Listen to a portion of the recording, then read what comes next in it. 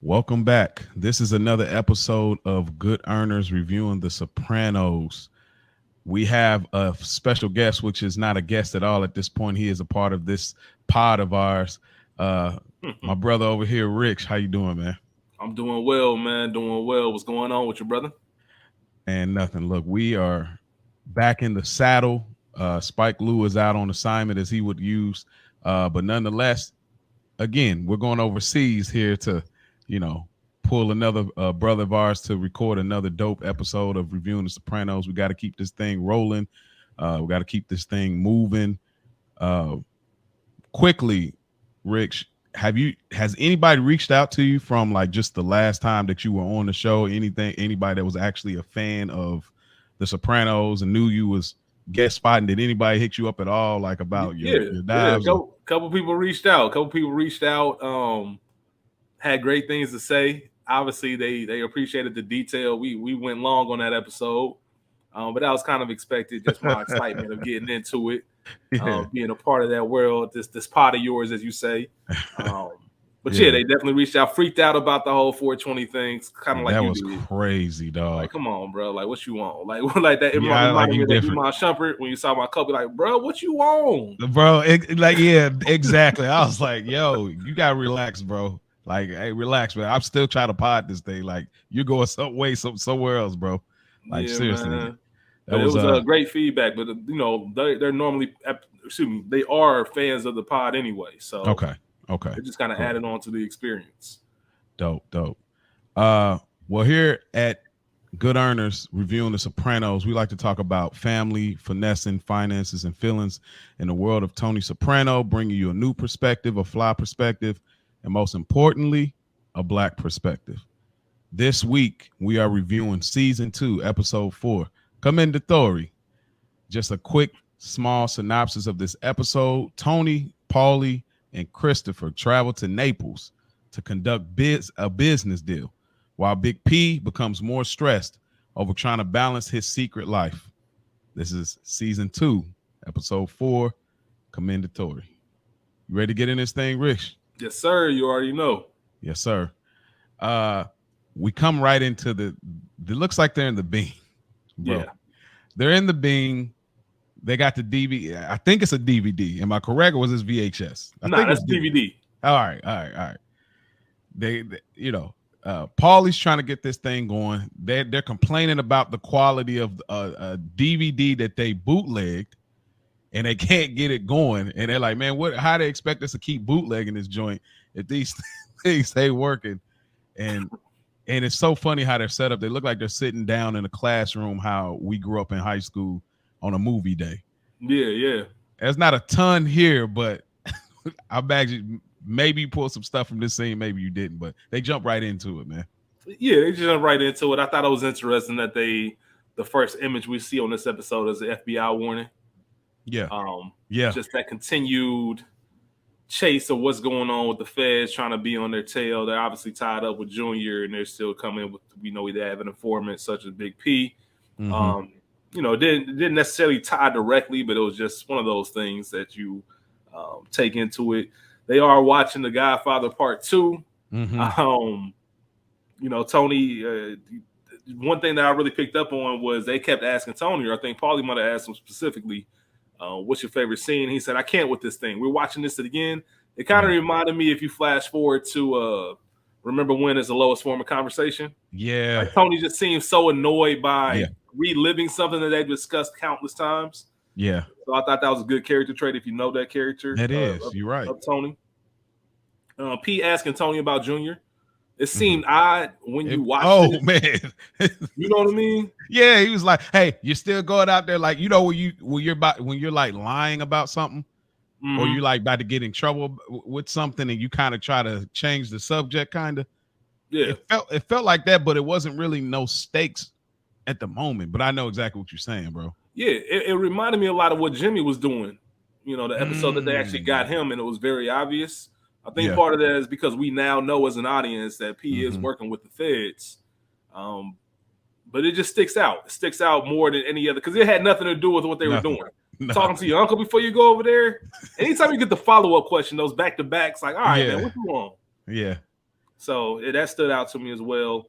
And I do one time, the one thing that I did love that this show did is they don't waste anything, right? No. So in that scene, Tony says his favorite part of the movie, his favorite scene is when Vito goes back to Italy. The pilot episode, when Carmela is talking to the original Father Phil, the dude that they recast. Yeah. He makes us reference of, so Tony likes part 2 over 1, huh? Yeah. He loves the part when Vito goes back to Sicily. That was in the pilot, and they've tied it back to this episode. That's crazy. So that's one thing from this scene that I really took. Just the attention. We already know that about the Sopranos and David Chase and the writers, but just that attention to detail to take something from 16 episodes ago. And even like you said, I think the pilot was filmed in 98, 97, 97. Like yeah. Exactly. So you all that time, and it's the year 2000 now, and you tie that into the episode. I thought that was brilliant. That was brilliant.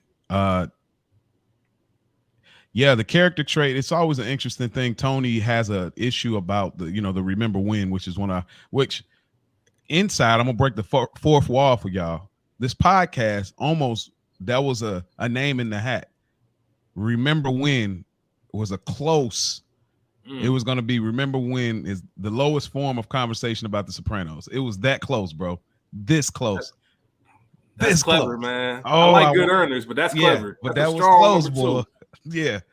We may get some more reveals of some of the, y'all know how Living Single had the name Friends in their hat before they became Living Single. So just to throw that in there. But it is this thing that Tony has, because I think it almost forces Tony when people reminisce over him or when he has to be stuck in the old days, he has a hard time because it almost like he don't like the idea of things being over. Only forward motion with him. Only because he talks about the good old days and how it used to be. But I'm not gonna harp crazy on that because I've done that in the first season of this. But there was another part. Paulie says his favorite part was his favorite scene was the Fredo scene. And immediately Big P talks. Fredo, I knew it was you. And immediately Big P talks. So I thought that they did that again because that's the same thing happened when Seal, he said, "Come on, give it to me, baby." And Seal did that.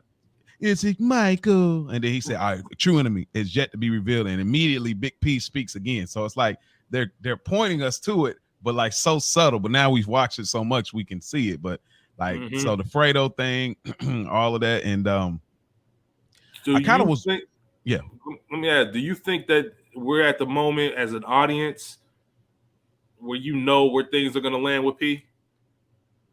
Nah, I don't. Not at all. Not like where it landed. Nah, okay. I don't think so. That's fair. I don't think so either. It's still a cat and mouse if you are watching this just because of the relationship between P and Tony, but each episode is more and more interesting for sure. Yeah. It seemed like it could have ran as long as they wanted it to. Yeah. It could have been one of those things like almost getting caught, almost this, almost, and it's like, dang, it still ain't found. It could have ran if they wanted to, and then some off kilter way of him getting out of there like Omar. You know what I mean? Yeah. From the water. They could have just easily all this time, or even there's a later rat that nothing ever occurs from. You know what I mean? Good pull.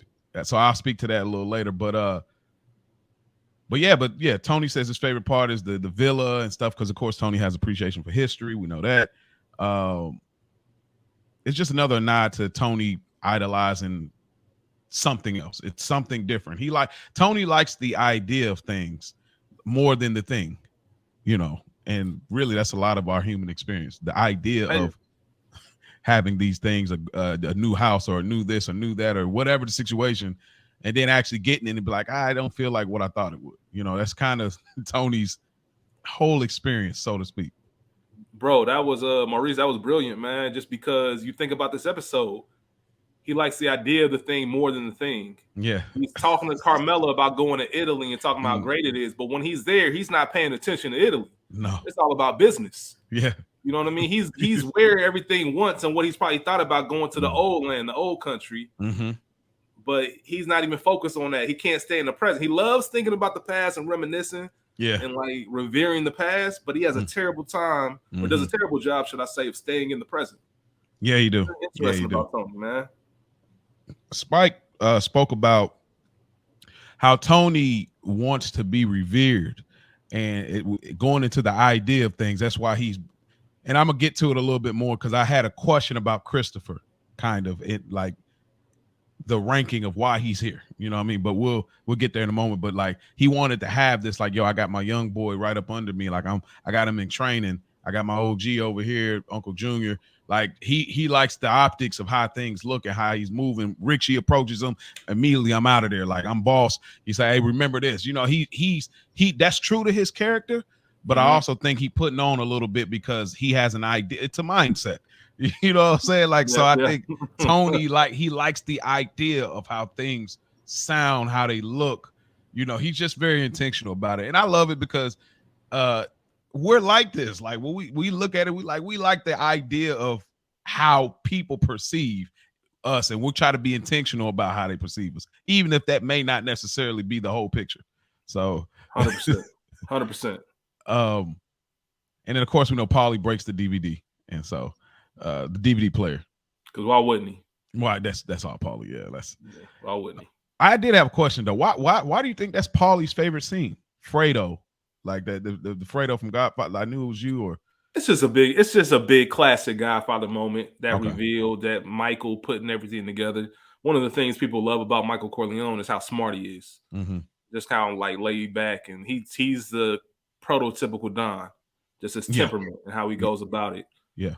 You know, his dad, you know, Don Corleone, Vito, had the same kind of traits. You know, the Barzini meeting. Whoever comes to you about it, that's the traitor. Just those kind of little small things that you put together. Michael paying attention, being in the surroundings, and just a classic kiss in that scene. Like that broke his heart. That scene was so well acted.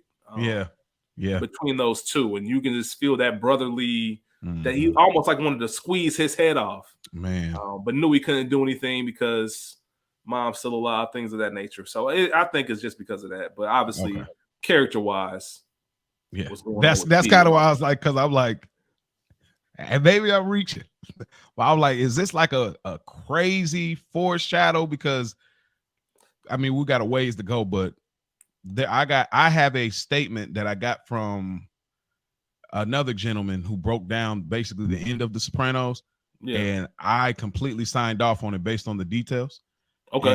And so he broke it down so well, I signed off on it, and somebody made a post, and I just literally shouted out him in it. I'm like, no, these people are behind this, and it's still going. It's probably at 600 likes. Like they're still going crazy off of this like. I'm like, it's crazy. So I just think it's kind of a foreshadow in a way, but y'all understand when we get there, maybe. Just like I mentioned earlier about Tony's favorite scene, they mentioned that in the pilot. They brought it back here. Nothing's done by mistake. I don't think you're reaching at all. I don't think it's a coincidence that Tony's favorite scene is that. Think about what Vito was going over there to do in the film. He went back home to take care of business. What's Tony doing? I just mentioned he didn't enjoy Italy for what it was. He was over there on a business trip. He kept mentioning this is a business trip. He treated it that way. Those two scenes tie together to the point where this show is too smart where I can't take it as a coincidence. They picked those scenes for those characters to a very specific degree. Okay, I got you. We get a short scene coming up here. This family gets robbed. Hey, it's funnier than what it should be, man. You see, this family gets robbed by two black dudes that look like they from The Wire.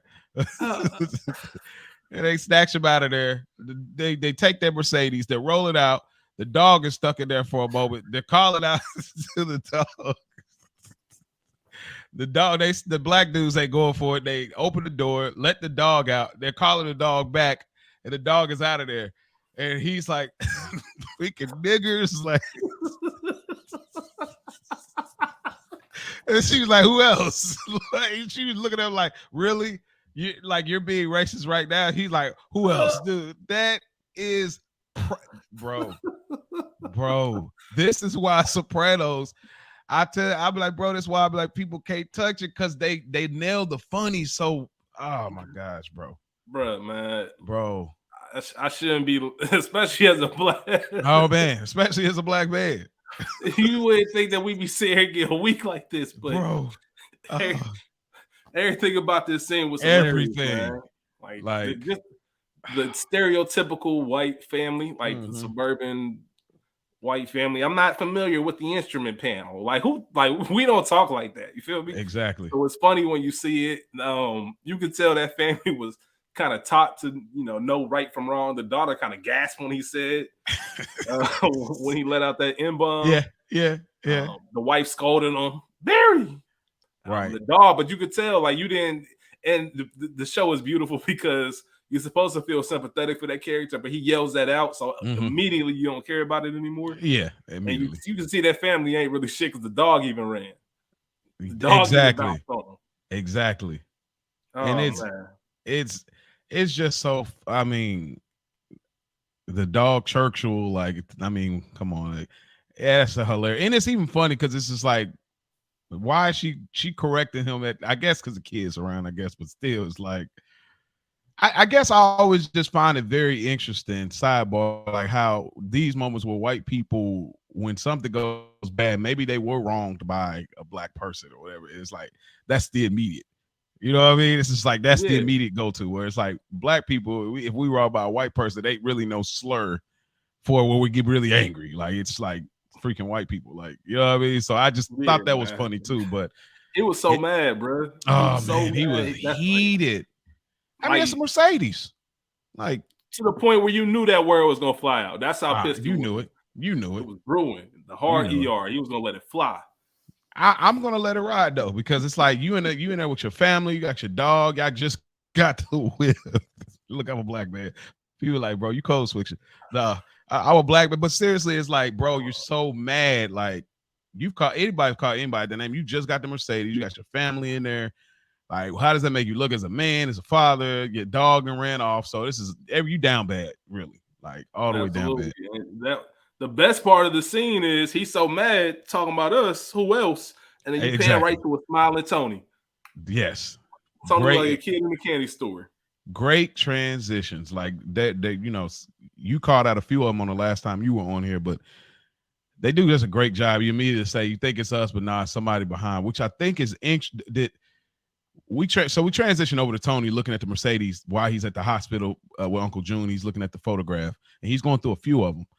I'm gonna ask it now instead of later on in Naples. So they got black people on the payroll here for this type of racket. Is that what we are to assume, or? Yeah, I think it's a third party type of situation. You know what I mean? They know a local ring that's known for stealing cars. They buy them from them. And then they flip them. I don't think Tony or anybody is actually employing these two individuals to go do it. I think they're actually going to whoever runs that organization for the carjacking. I think they're working directly with them and getting cuts off that. You know what I mean? That's my guess. It could go both ways, but that's my guess. I'm gonna take a hot take here. Yeah. Chrissy could be a part of this somehow. That wouldn't surprise me at all. Because you get the first season, Chrissy was making a little money off the block. He had that black dude, when he had the neck brace on. He's like, hey, Uncle Junior, some of his men came by and said it's business. And they whooped him up and told him nobody come on this corner. We get a scene like this. We get a later scene where they were going to have a hit done. Then he pulled back on the hit, Chris. But it was two black dudes. Yeah. And so. Here's my only rebuttal to that. Okay. Tony's inheriting his business. This is Junior's business. Oh, yeah, you're right. Great. You know what I mean? Yeah, you're right. I forgot about it. So he did say now, could he possibly switch up how he does it? Because he did make a mention of how Uncle Junior went to the Russians in Brooklyn too often for him. So actually, you know what? That might flip it back in your favor. Because maybe he did use somebody else as far as that's concerned. Because we know he's not using the same people Uncle Junior did because he know how they get down. So yeah, you might actually be on to something. Yeah, because again, like we talk about, you listen to the show as well, so it's like I'm always just fascinated with Christopher's relationship with black people. I don't know why. That's just everybody got their weird things they care about with shows. That's just one of the things I but nonetheless, what you say? It's a generational thing. Okay, yeah, exactly, generational thing. So we're here in the hospital. Tony's looking over the the photographs. He got that cheese on, and then we get Uncle Junior. He gets some private time with Uncle Junior, and he's getting the scoop. I love how Sopranos, they're giving us like, they do such a good job. And this is one of my favorite episodes, and it'll reflect later. But Junior's giving they do such a good job because you almost forget the B plots and even the pre plots because of how much time it's focused in Naples. So watching it again really brought me to some little small pieces that I kind of forget about when I think about Commendatori. So, what were some things you gathered in this hospital conversation between Junior and Tony? Because there were some things I gathered that I really enjoyed about it. The prior scene makes sense now. And obviously, we know Tony has the cards, but Tony has the cards because he's taking over that business in Italy and he's going over there. So we learned that in this scene. We also get the first mention of Furio, big player, big character in this show. One of my favorite characters. And most importantly to me, Uncle Junior having life pass him by. Yeah. Him breaking down how everything works in Italy, but he himself has never been. And there's that scene, that last final shot in that scene where he's in that wheelchair just kind of staring out and has that dejected look. He's got his car business taken away and pretty much everything. He's only the boss in title. We know he doesn't run anything. We know he's never been in Italy. He's seeing Tony do all of these things that he strived out to do. And it's just kind of that I'm in a wheelchair now. I think that was symbolic. I'm not standing tall. Like I'm in the last part of my life.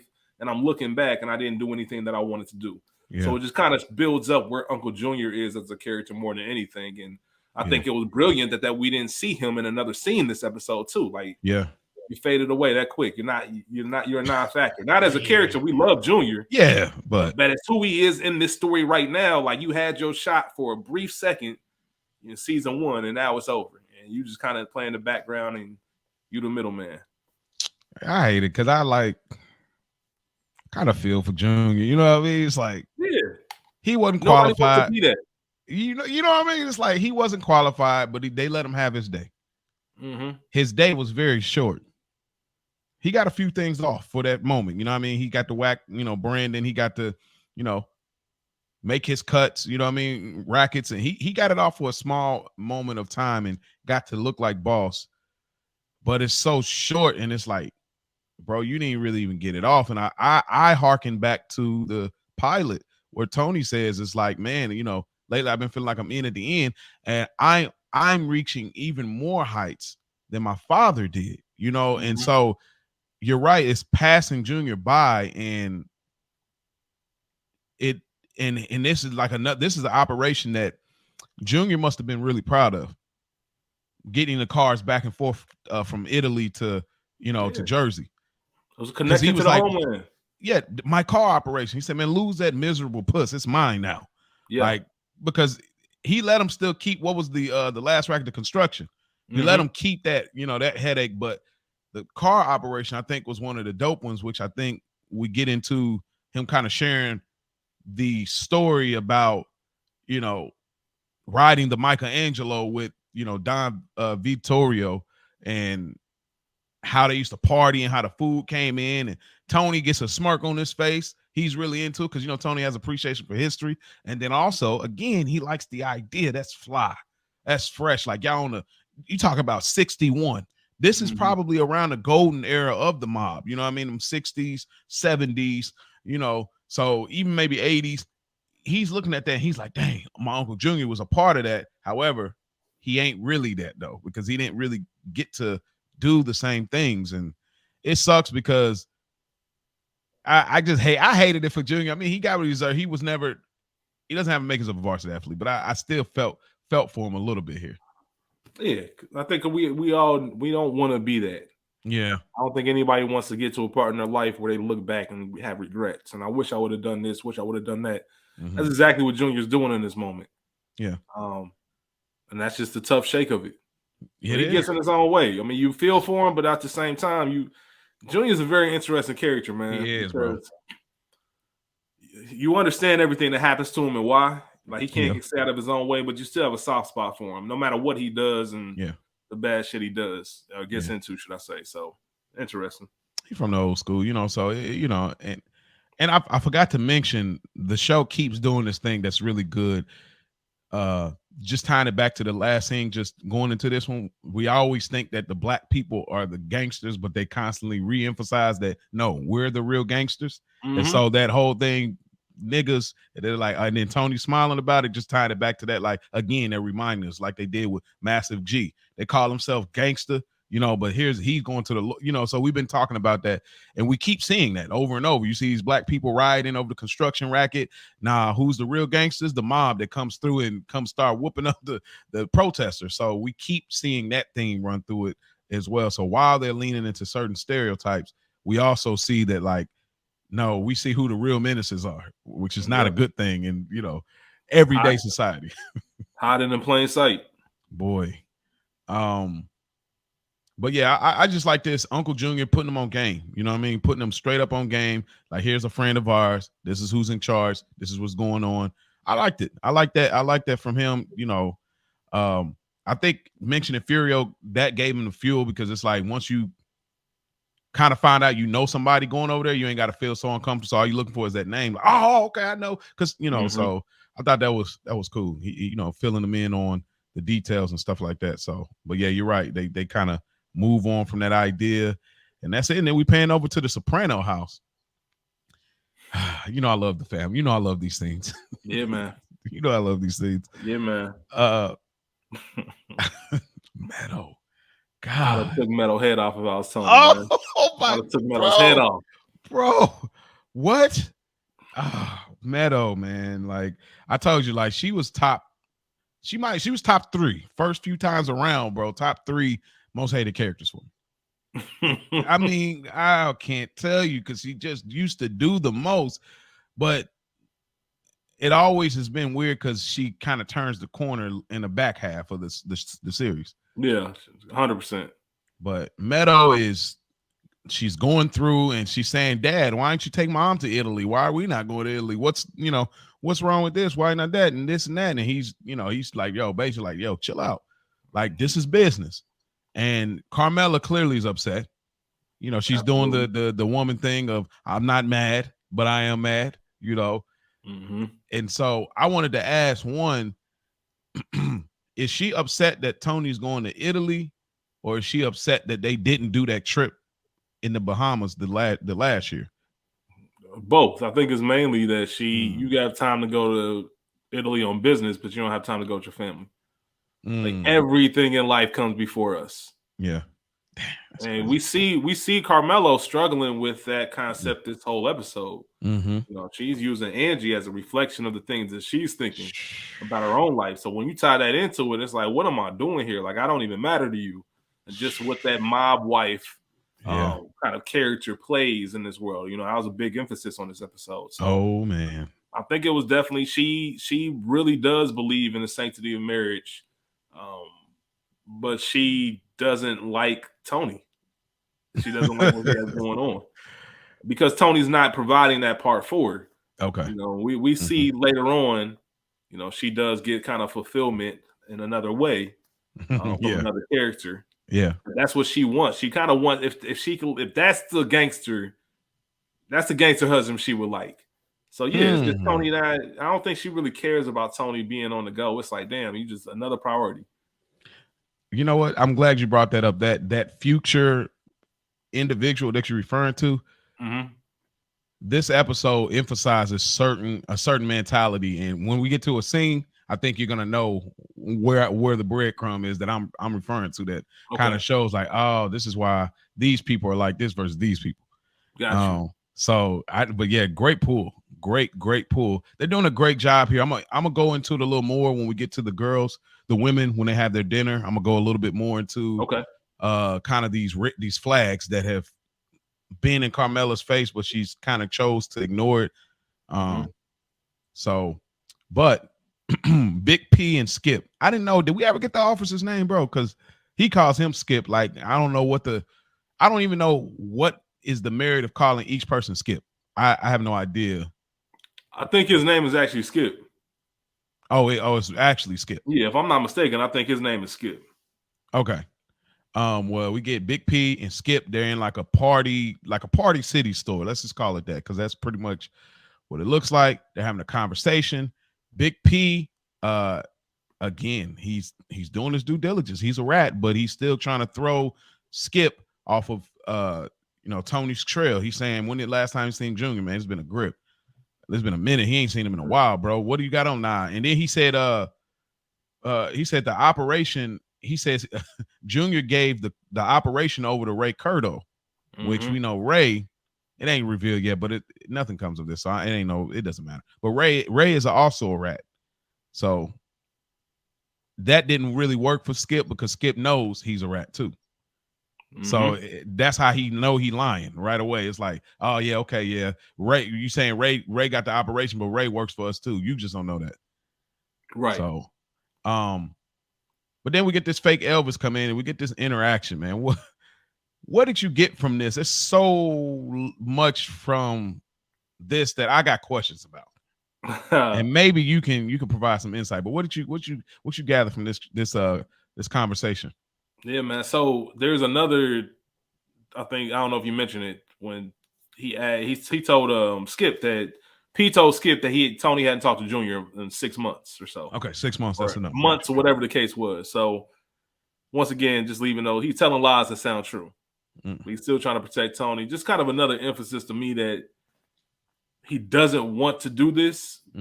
But that gangster life, that criminal life is more real than what a lot of people sign up for.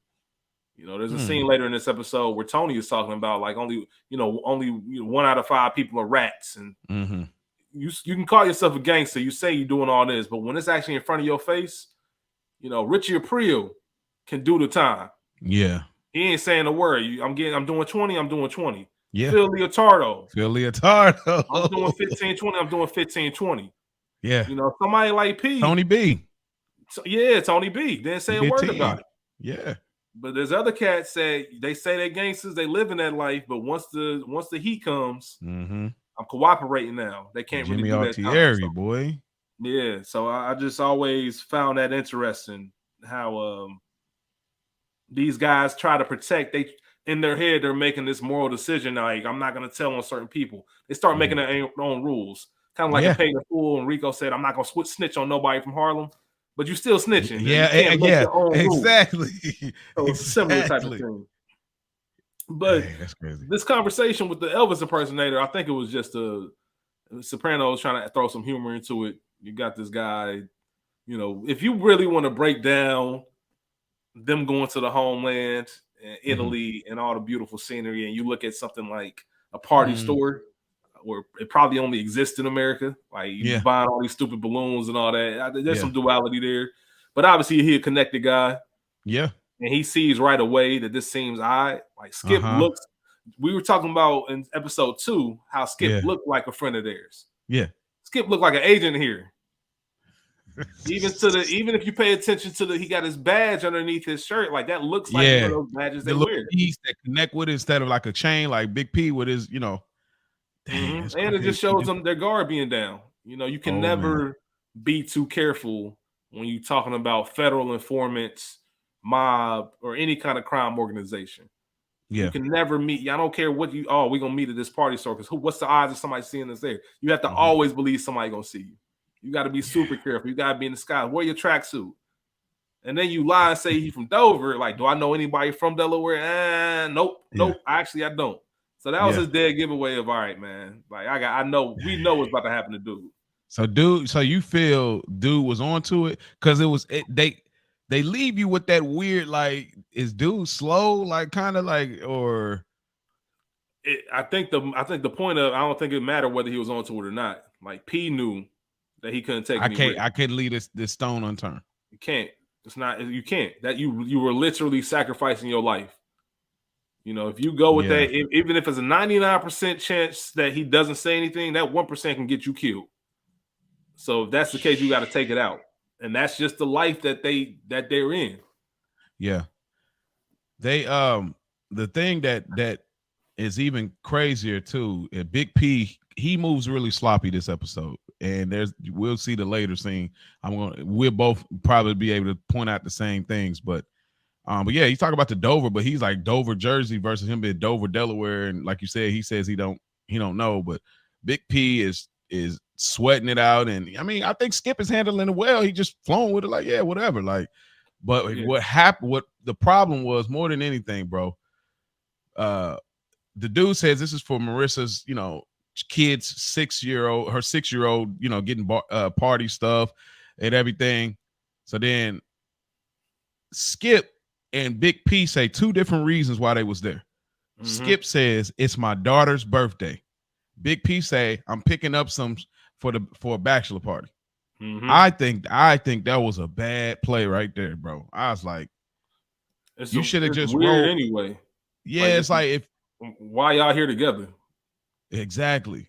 That's like you should have just been like you should have just rolled off a Skip excuse, because then it's like, because that's what the mob guys do. It's like they show up to the little events in between making their money. So I just thought, and it felt weird even how he did it, because it's almost like he forgot Skip was there and he was just so laser focused on the Elvis impersonator. But and then just to put a bow on it, the little Elvis dude, it speaks to, there's a theme here of authentic and inauthentic, and him being an Italian guy, but yet dressed like, was Elvis Italian? Or maybe somebody can hit us up. I don't know. Not to my knowledge. Not to my knowledge, but I know we got some. Okay. Well, I know some people think he black. Right.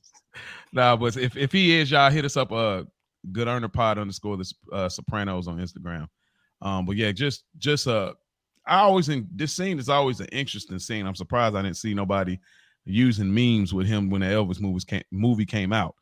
Oh snap! That's a good call. Man, I know I missed that one. I missed that also, little one. Also, when you talk about the authentic versus inauthentic, that's what P is.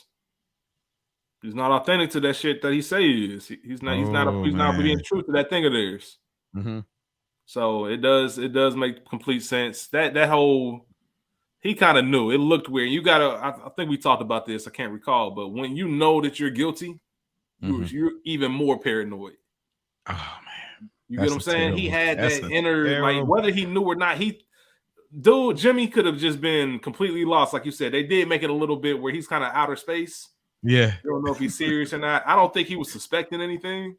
Yeah, but like I said, you can't take that chance. You can't take that chance. But it's what is it? Terrence Howard from Get Rich or Die Trying. Like where he's like, I know, even if I don't know, I do know, and if I didn't know, I could have been right. Yeah, so it's like, even when I'm wrong, I'm right. Yeah, that kind of thing. Yeah, it's that kind of thing, and it makes sense too, because it's like he's still connected, and the mob guys, they be yapping. We see all the time through this series how people run their mouth and spread rumors. Like Philly got killed earlier this season. You know what I mean? So it's like, I can't take the chance of him running his mouth or even trying to call to check in. Hey, yo, you know any friends of ours in Delaware? Like, yeah, bro. It's they're too connected and they're very solid. Like, it's their operation. So, and it's all just one more pull I got from that. I mentioned earlier how P can't do the time, but he can kill somebody to avoid his secret being known. Like, you gangster enough to cover up your secret by taking somebody's life, but you can't just sit down and do the time. It's crazy. It's funny, man. People pick their own morals and their own battles. I'm telling you, oh, man, come on. We go over to the ladies. I don't think they're at Vesuvio's. They're in another spot, it looks like. But nonetheless, they're eating a dinner. We get Rosalie, April. We got, of course, Carmela. We got Angie Bompancero.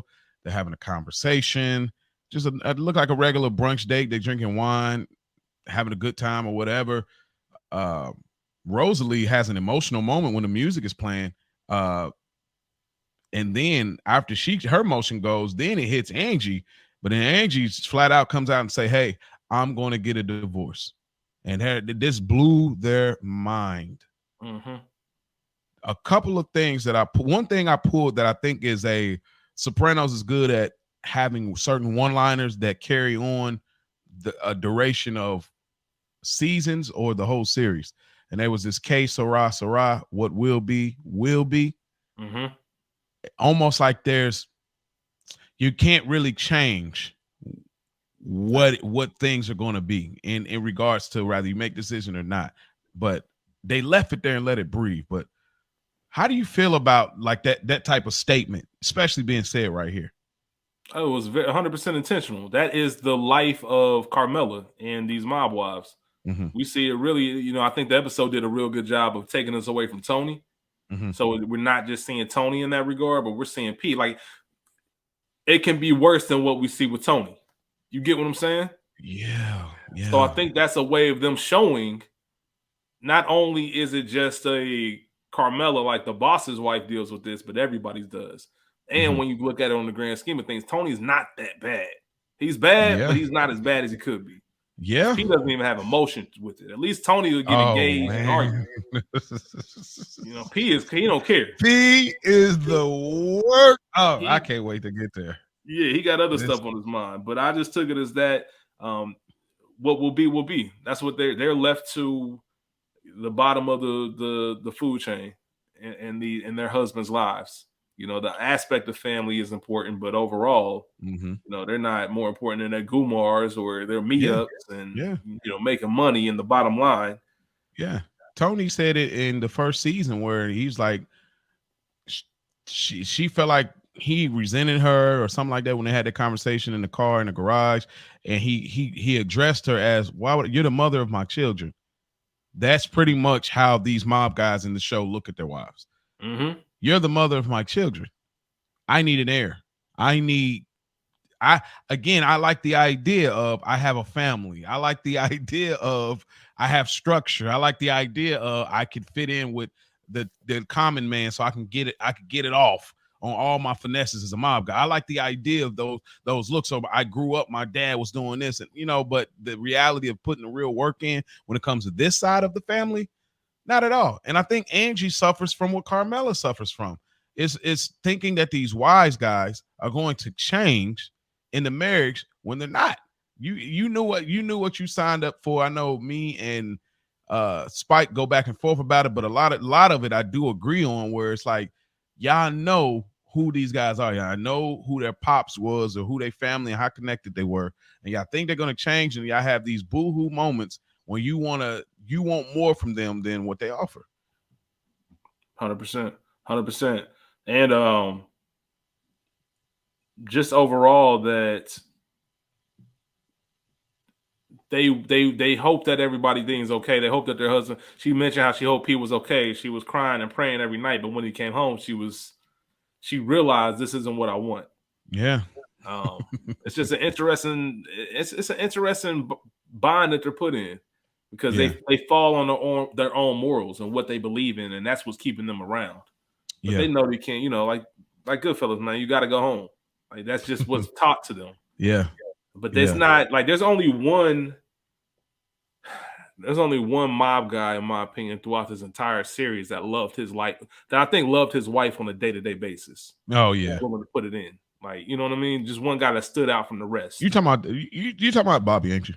No, well, you can put Bobby in there too. Okay. But I think that goes to Bobby's character. But I just meant somebody who could be out here. Johnny's been Johnny Sack. Yeah. Johnny Sack's the only one I think genuinely day-to-day loved his wife as his wife. I think everybody else loved their wife as, I've known her for a long time. We have this family together, mother of my children type of thing. But yeah, you're right. Johnny, Bobby, that's it. I mean, and I guess you kind of look at, but like where Johnny does well with the wives, no Gumars, you get, maybe he's worse in other areas. Yeah, and I was going to say, we don't get a ton of Johnny's personal life. The closest we got is probably the scene we got last episode, Toodaloo, when he was eating dinner with them. Yeah, I talking know about the chicks there. He didn't partake. I mean, and I guess in the Ralph, when we get to the Ralph joint, I guess that's probably the most. Yeah, I can't wait. But I'll say to put a button on that. Hey man, let's get a Johnny Sack spinoff, man. Nah, that's real. A prequel somewhere. Let's get a Johnny Sacrimony, man. But this is huge. There's a theme in this episode. They're dealing with like women, independence, and leadership in a way. And I'll tie more into it when we meet Annalisa in this episode. But Angie is almost from the same cloth as Annalisa on the American side. So I think the correlation is going to be there as we continue to, keep bouncing back and forth. But Yeah, I felt angry because you got to be really miserable to say I'm leaving behind the mob guys, I'm leaving behind family, I'm going to be a regular civilian. Crazy. Yeah, she knew she wasn't leaving. Once you win that life, you kind of locked in. Ain't no leaving. Did you know that she was she auditioned for Carmella? Oh, I didn't know she did. No. They liked her so much that they put her in this Angie role. But yeah, she auditioned for Carmella. She could have did it. Yeah, I think so too. I think so too. You know, because we talked about on the last episode with was it David Paval? Yes. We talked about like, you know, as Richie, of course, he auditioned as Tony, and we was like, we couldn't see like him, you know, really doing that because we couldn't see the American dad part of it, like the, you know, soccer dad and the go Meadow. Like we couldn't see that part of it. But with her, I could see it. But I think it's just the show's perfect for every character that they play, they're perfect for their playing. But I think that Carmella, Edie Falco, I think it's just certain things that she do. Like when she went off on Janice about her kids, I just think about certain pieces and parts, you know, that you can't get off. And of course, when we get to White Cat, it's certain stuff. But I mean, I don't know. Angie could have, I don't know. But I think she could have played it as well. But who knows? Who's to say? But that's a great gem there. Yeah, everyone was perfect in their roles. Everybody was perfect in their roles. Everyone was perfect. Absolutely. We go over to the flight to Italy, and the boys and touch down. And who do we have? We got Tony, Paulie, and Christopher. They're talking. They get their stuff out the car, and they see Vesuvius, and they make a joke about Artie. Artie's place looks like a used condom in comparison, which is Vesuvio. So maybe that's like a more of an American translation of Vesuvius, I think. Yeah. And they go in and meet Furio for the first time, and Christopher notices one of the guys that are with Furio got all of these holes on his arm, and immediately puts two and two together. All right, this guy's connected to some drugs. And Furio tells him, hey, yo, we're going to send a car out. You know, this is what's going on. What did you, this first interaction coming in, what did you take from it? How did you even feel about, I don't even want to go there because it's hard to remember like our first time watching, like probably more so you than me, because my first time watching this wasn't too long ago, so I can kind of recall. But what did you take from this transaction, them landing and coming right in and, you know, locking in? We about to see them do business with the real boys out in Italy. Yeah. So the first thing was, before I even get into it, I'm really surprised that I think, what was his name? Tano, Chris's counterpart. I'm surprised that he even had that exposed. Bro. Like, those were a lot of tracks on his arm. Bro. Like, I mean, very obvious what you do and how you get down. If I'm meeting you for business and you the person greeting me, I'm already taken aback. Like, yo, what the fuck y'all into? No. That's like a big no-no. That's a huge no-no. I mean, it was bad. Like, you, bro, I couldn't believe what I see. I couldn't believe it. Obviously, they wanted to make sure that Chris had the connection, but it was just wild. But for me, it was interesting how they had these three characters that went over. You get three different generations. You know, you get Paulie, who's the older generation, never been there. We hear in season 1 where he's talking to Christopher about never having an arc. He doesn't have an arc. And I think as you get older, you start looking at your history. He's obviously excited to be there. He's taking things a lot more. Yeah. You know, for everybody else, that's how they live. That's their day-to-day life. The regularness of life. The regularness of life. Yeah, but it's a big deal to Paulie that he's over there. He's saying Commendatori to everyone and just trying to fit in. And they don't care. Like, he's telling old girl, like, we'll get to that scene, I'm sure, but what's he telling her? You know, my family's from that town. And she looking like, okay, like, I don't care. That's just another right, bro. Relax, dude. What's a big deal to you ain't a big deal to us. So you have that generation. You have the middle generation, like Tony, all business. I think I got more time. I can come do this at another time when I'm older, you know, when I can look back on things a little bit more. And then you have Chris, who doesn't even care about what's in front of him at that young generation. Yeah, like, so just those three characters being the ones over there, I think that was very intentional. Yes, and, great pull. Yeah, man, and just Tony's ego. as far as Oh man, I can't wanting to wait till we be. get He there. wants to talk to the guy, Yeah. and this ain't the States, man. It reminds me of that 50 Cent line when he said about Jadakiss. Yeah, homie, in New York, niggas like your vocal, but that's only New York, dog. Your ass is local. Like, bro, you the man in New Jersey. We in Italy. We in the home country. Dog, I can't wait till we get, because I got a such issue with Anthony. He And thinks that things run the way he needs them to run, and he's playing defense. You playing away games right now. Oh, you super away, big way. You know what I mean? They ain't taking him serious. No, yeah. What you say? I was gonna say to a certain degree. Yeah. But overall, it's not gonna work how he wants it to work. Even though he gets a great deal at the end of it, yeah, he's still not in control. No. The homie with the tracks, the all of the holes in his arms, that must be kind of a normal thing there. I think I ain't picked it up until now. You're saying it, and him having it exposed, that must mean that's a norm. They may not frown down on it like they do over in the States, because Tony talks about, a woman boss later, and talks about never in the States, never seen that. Like, so this might be one of those small details too. It's like, nah, they're okay with that there. Like, that's a good point. There's a lot of that this episode. There's a lot of cultural differences. Well, yeah, because we're gonna see the little boy and the police and how they operate and how they, you know what I mean? So it's like you getting in the bathrooms, you seeing immediately like that totally different. You know what it reminds me of, and not to get super deep into it, but just that you're the same but you're different. That cultural difference of Italian Americans going back to Italy, no different than African Americans in our relationship with Africans from that, different parts of the diaspora. Yep. That's a real thing, and there's some disconnects.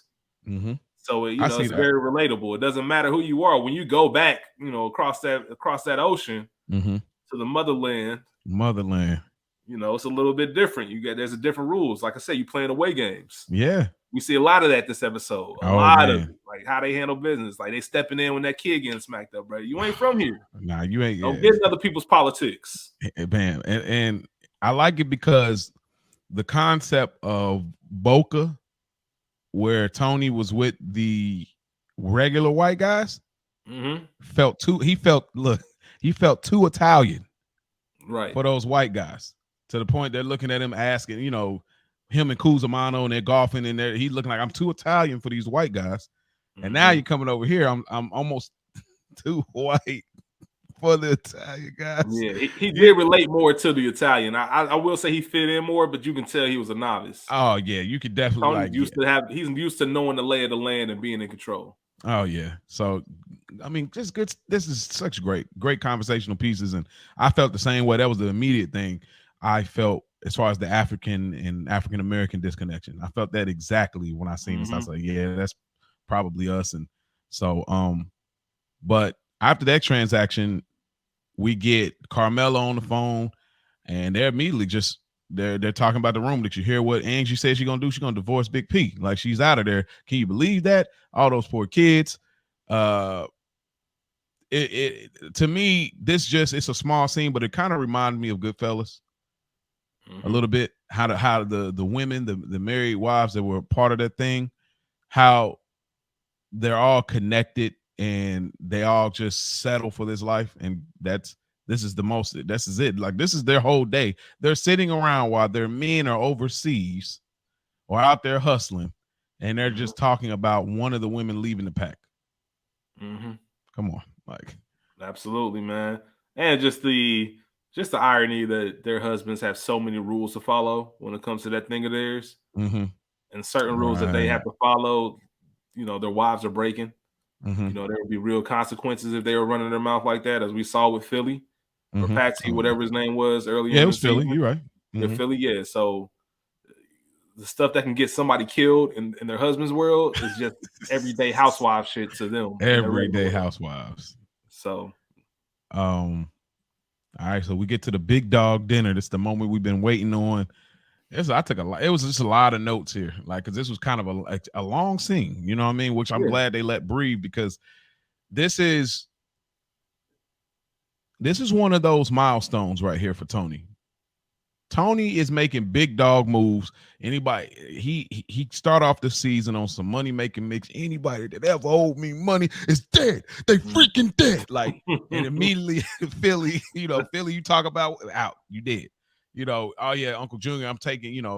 It could have went this way, yeah, but it didn't. So he's got momentum for Tony. He's rolling. He's making big dog moves immediately. Takes over Junior, maybe Junior's last racket, and he's all the way overseas. It's like, nah, I got to make that big play now. Like, bro, you just got bought. You just turned boss officially yesterday.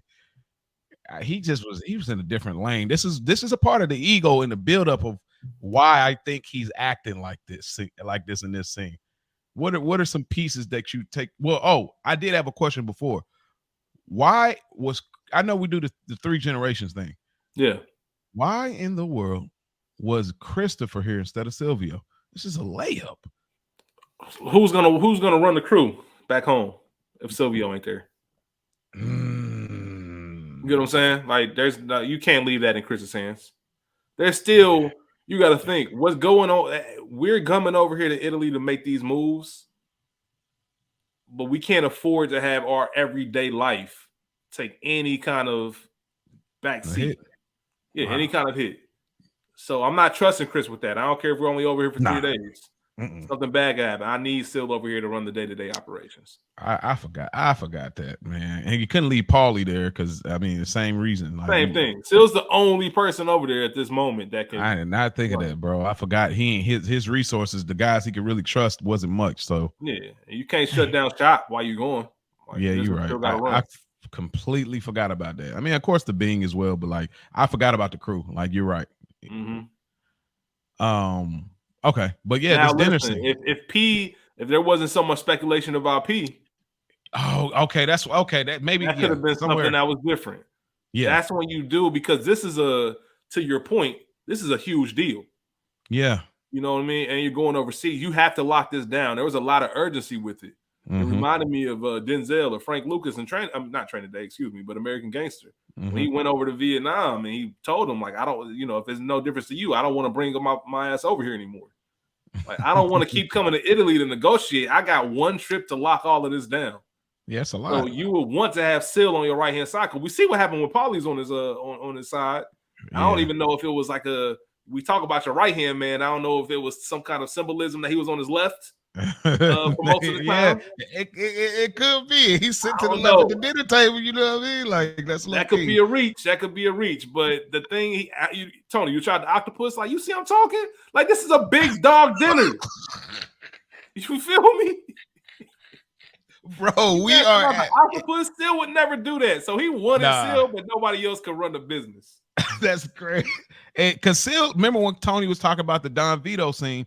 And Sil was like, man, it was so beautiful. Like, he was right there with Tony on like how beautiful it was, and everything. So, but you're absolutely right, bro. I didn't even think about that. Yeah, you gotta lock down the operation. And Big P would have been the next equivalent, but like if Big P was running it, your operation would be gone because he would have everybody and he'd probably try to get himself free that way. So yeah, exactly. So it would have been all bad.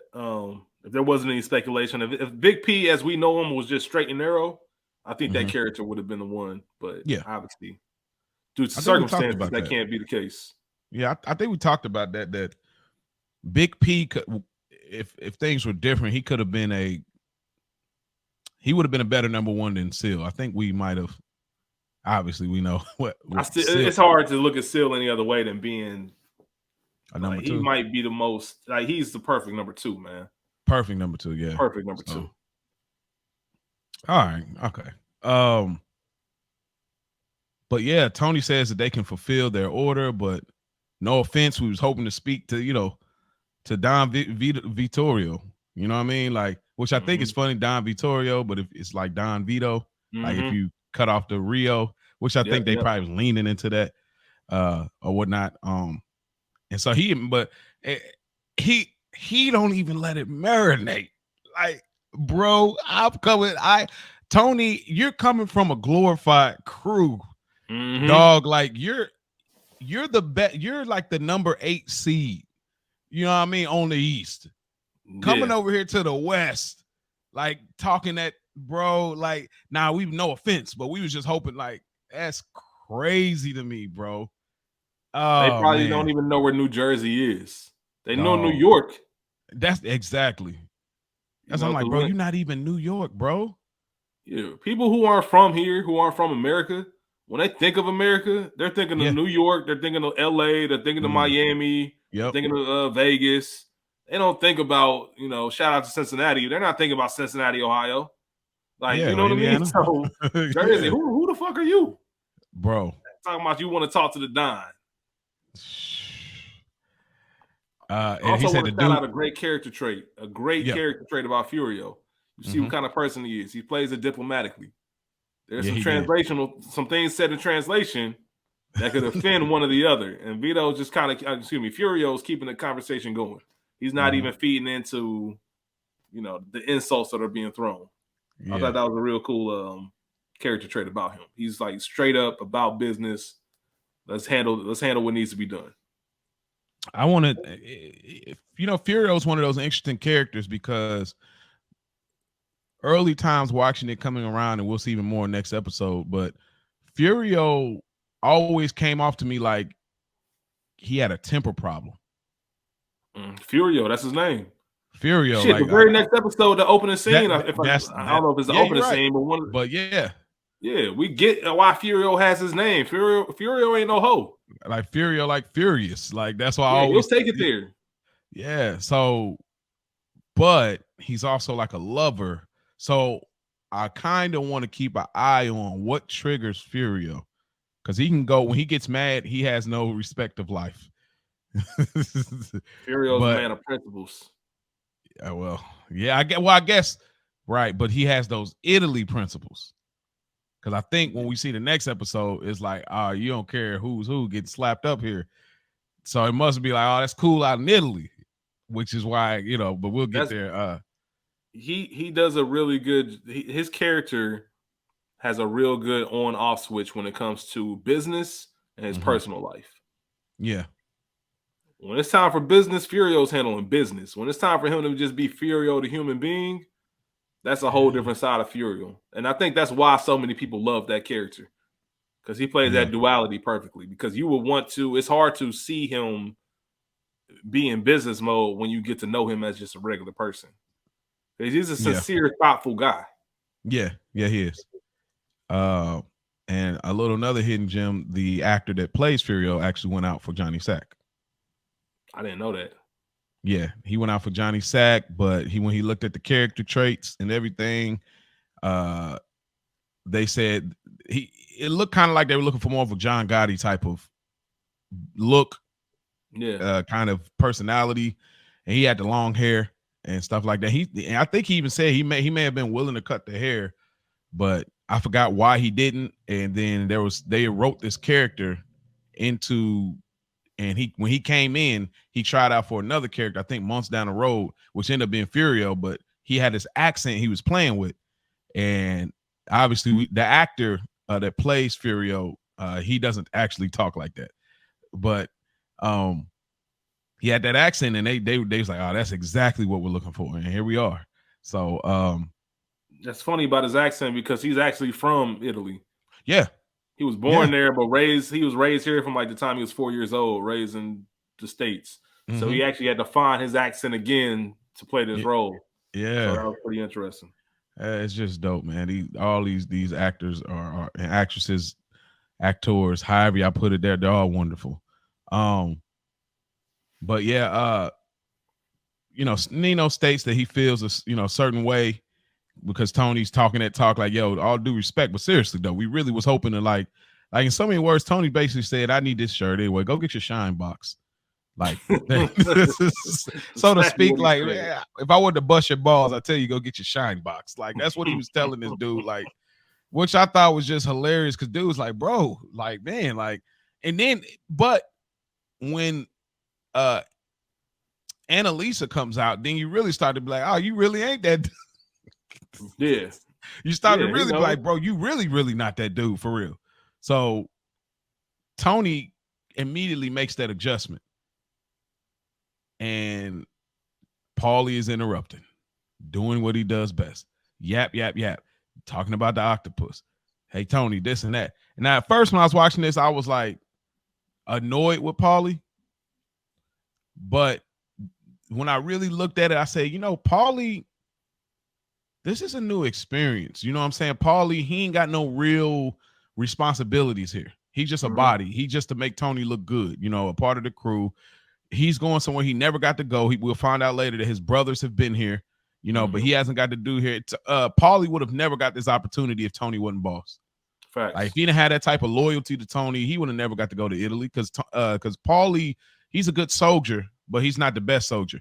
You know what I'm saying? So this is huge for him. So it's like, I'm sorry, I'm over here bored. I'm not really talking business. You don't really need me. I'm sorry. I want to share this moment with you. And we get later down in the seasons where they talk about like, this is all Paulie got. Paulie don't got no family. So he's excited and want to share this with Tony. But Tony like, bro, I'm doing business, dude. Fall back. You know what I mean? So I was annoyed at first, but I understood Paulie's sentiment. It's like, this is exciting for me. Most things that we do, it's all about money, killing. Yeah. And maybe a little sex. So this, I understood where Paulie was coming from. He's still out of pocket when a business meeting, but I understood where Paulie was coming from. Yeah, man. Trying to find his arc. And we know how much he appreciates history from that espresso scene in season 1. I'm just being mad that, they stole everything, the coffee shop from the Italians. They'll be eating booty. Yeah, 100%. 100%. I understand it. And you got to think, these guys don't get vacations. No. You can't just tell Tony like, oh, I'm taking the family to, Myrtle Beach for the weekend or for the week. Like, nah, it don't work like that. Nah, so it don't work like that, you don't get a chance to go to Italy unless you either retired or you going for business. And he had the opportunity to go for business, but didn't really, there wasn't much expected of him, like you just said. And we talk about authentic versus inauthentic. Paulie says, yo, I'm just trying to get some noodles and gravy, bro. I want regular spaghetti. I'm not feeling these black noodles, what it is. And they look at it like crazy, like, bro, you bugging. But again, like, talk about 2 Italian for the Americans, 2 American for the Italians. You know what I'm saying? So that's what it was. They bring out Don V. I'm just gonna call him Don Vito, the Sopranos Don Vito. I want to keep butchering the name Vittorio. But he comes out, he's trying to say words in English, and everything. But boy, was this a blow to Tony when he realizes like, oh, you're not really like, because he's thinking like Godfather. Like he's thinking like when the OGs came out and they were having those meetings on the roof and everything. It's like, nah, this dude's still mentally there. He know about what's going on. Even his Uncle Junior, he's like, bro, he in a wheelchair, but he's still sharp as an elephant or whatever. Like he tell him all the business. 61, we was doing this. Now you got a brother out there. Nah, that's not your cousin. This is that. He's sharp, and then you come out and bring him out in the wheelchair, and he's struggling to say a few words in English, which you don't need to know, but it's making him look funny in the light to Tony, which is again messing up the idea I had in my head. I'm boss now, meeting the boss then in the official Italy, the hometown, and this is what I get. Man. Yeah, you hit it all on the head. Yeah. And so then to find out that Annalisa's married to his son, Don Vito's son. And so, but he's locked up. So Tony, So Tony immediately puts it together. Yo, I gotta revert my attention to her. It's still weird to him because we don't do that in the States. That's how you're looking at it. But he start putting it together, and we'll chop it up and all that. And he transitions and do what he got to do. Yeah, man. He had an interesting bar when he was talking to Furio. Nino was insecure. It affects everything he says. Yeah. Just an interesting bar. And that's how he ended up finding out, because Furio said he'll get in the ear of Annalisa. He said, why? Because she's the wife. So kind of tied everything together. Yeah. And we get a Christopher's gone. It's funny because they always ask, how's the boy? And Christopher's high on the boy. Heroin for those who don't know the slang. So I thought that was kind of a interesting thing too. But yeah, that insecurity is not a great look, and it's the mama boy thing that they're going to refer to later, I believe. I think that plays a heavy part into, because Tony could go blow for blow with some of these guys as far as like minds and boss, boss activities and things like that. Yeah. But yeah. Anything else you gather from this dinner scene though? No, just like I mentioned earlier, Tony just wants to meet who's in charge, and everything's not what it seems to be. He has to adjust to his surroundings, dealing with the woman boss. That's really about it. Just more of him getting acclimated. Yeah. I think the husband Mario Zuko. Do you think that they were purposely trying to hide Don Vittorio, or that was just really like when they brought him out in a wheelchair? Do you think they were kind of purposely trying to hide him to keep the allure, or? I don't think so, because I think Nino was even surprised that he showed up. So I don't think it was suspected. I think that they were really curious into what Tony had to offer. I think they were curious into that. It sounds like that business is pretty profitable, the car business. Anytime you get a new face in business, you're trying to figure out what's going on. Tony led out that conversation saying he can do something that Junior couldn't. Okay. So I think that's what I don't think it was expected. I think they just I think they realized Nino really wasn't the guy for it. They didn't want him speaking on their behalf. Okay. Annalisa, let's be very clear here, because this is what we do here. Yeah. Top tier. She's a true good earner. Okay. Because true. We talked about last season with Isabella. Just beautiful. Top tier. One-off character. I think that Annalisa really gives a run for the money in comparison. They're really neck and neck for me, but I think we might get a little bit more on. But I just got to get that out there. She is top tier, beautiful, and I think they even said they didn't mean to actually cast a woman this attractive. Yeah, they didn't. Which I wonder, it's like, why did they end up going with this choice? I don't know if I ever got why they went with her as a choice, because I mean, she clearly is like, I mean, what is it? Did it not make her believable as a woman boss over here? Or that's exactly what David Chase was upset about. And you're right, she looked like butter this entire episode. Whole episode, especially when we get that last cave scene. It's like, yeah, but that was David Chase's concern. I don't know if you know, David Chase isn't a big fan of this episode. Yeah, I think I may have caught that. He felt that they didn't know enough about Italy to actually talk about Italy and spend time over there. That's so real. It's one of those things he wishes he could do over with the more knowledge that he has. But he just has a certain way about it. But yeah, one of his gripes about this actor who got cast for Annalisa is she didn't seem believable as a boss of a family. Like, she was too attractive. Yeah, so what did you think? It was interesting. It was interesting. So you don't? I don't necessarily disagree. You can look at The Sopranos from so many different angles. So I choose to look at this from the aspect of how disciplined is Tony. Will he be able to do business with this woman, and B, will he be able to stop his temptation? Because we know how Tony gets down. Yeah, I mean, I like you and I want you. So that's how Tony gets down with it. And we see him even take a little shot. I like it. I like it. I got some popsicles in the cellar. Yeah, man, I like it and I want you. Wow, that's crazy. Exactly. How you trying to get down? Yeah. I'm sorry, I ain't heard that line in so long. It's a Boondocks reference for those that don't know. I like you. Chris Hansen. I call you Chris Hansen. Chris Hansen, yeah, man. Oh, but yeah, I can see that. I'll go a little further into that as we get further down, because there's some moments that I feel can fight back and forth between, is it believable, is it not believable? But yeah, so they go outside of the dinner, and then we get this quick scene. Well, we get that pan that Paulie looked at the toilet, and they told us was awful, which I don't really understand. I don't know if it's a plumbing thing. Again, that would have been, that's probably something if I would have researched, but I don't know.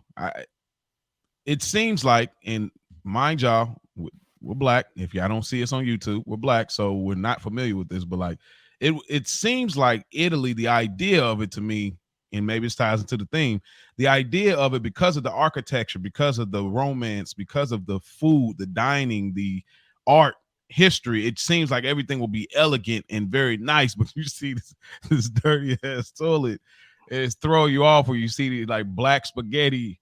You know what I'm saying? It's just like it's throwing me off, and then it look like it's throwing Paulie off, especially Paulie being a neat freak. He's like, nah, bro. Like, nah. Yeah, it's they going to the old country. I think they mentioned when they got to their wherever they were staying, somebody mentioned, this place has been here 1,000 years. Yeah. That's just how that stuff looks. So yeah, just one of those cultural differences. Okay. But we get a quick scene, we get some fireworks going, we think it's gunshots and stuff. Furio immediately jumps over top of Don Vittorio to protect him, thinking it's gunshots. Tony holds Paulie, kind of do a quick little like, flinch, and they realize it's firecrackers, and they both like, man, it's just a boy, and they slap the heck out of him, slap the mom. The police just ride out, and then they then the boy says, I was trying to get your attention. I want to work for y'all. And Paulie, and Furio said, he's so mad, bro. And this is the way you get our attention. And he slaps the heck out of this boy, and they throw him in the car. Bro, is the boy gonna live? Is my question. I think he's gonna live. I don't think they're gonna take him out for something like that. Maybe scare him a little bit. Maybe even see if he's somebody that they could use in the future. But yeah, man, they set fire at that kid multiple times, bro. Set fire out of him. And I mentioned earlier how Tony and Paulie were kind of like, "Hey, he's just a kid." Like they probably don't get in other people's politics. I like how those two dudes at the end said, "This is Naples University. This is how we get down over here." Yeah, that's how we get down. And again, this is like, okay, so and we see that one of the dudes, he was at the dinner table to talking Paulie. You don't want to crack the mom in the nose. So that goes to what I was speaking about in the next episode, where they don't care who they put their hands on. Like their code is different than the states. The states mob, they like, yo, we don't harm women and children. You know what I mean? So them over here is like, nah, anybody get in the way, you getting it. I don't care how old you is, what the case is, you getting it. And clearly the I can't even say the Carabinieri, which is I think for the police or something. They just ride out. So I don't know if they paid off or this is just regular behavior, but it was really intense scene. But yeah, they slapped the fire at this kid, man. They hit him with the finish him. You know what I mean? Like this is close to the Richie Aprile coffee mug. I mean coffee, but I mean that was probably the top tier slap. But I mentioned about Furio and his character. Also earlier in the episode, I talked about how P ain't a gangster like that. He can't do the time. Furio is somebody 100% that would do the time. He jumped right into action. As soon as he heard those, he jumped right over the Don. Oh yeah, like, no hesitation. Like he's about that life. He's all in. He's all in. He is all in. Authentic versus inauthentic.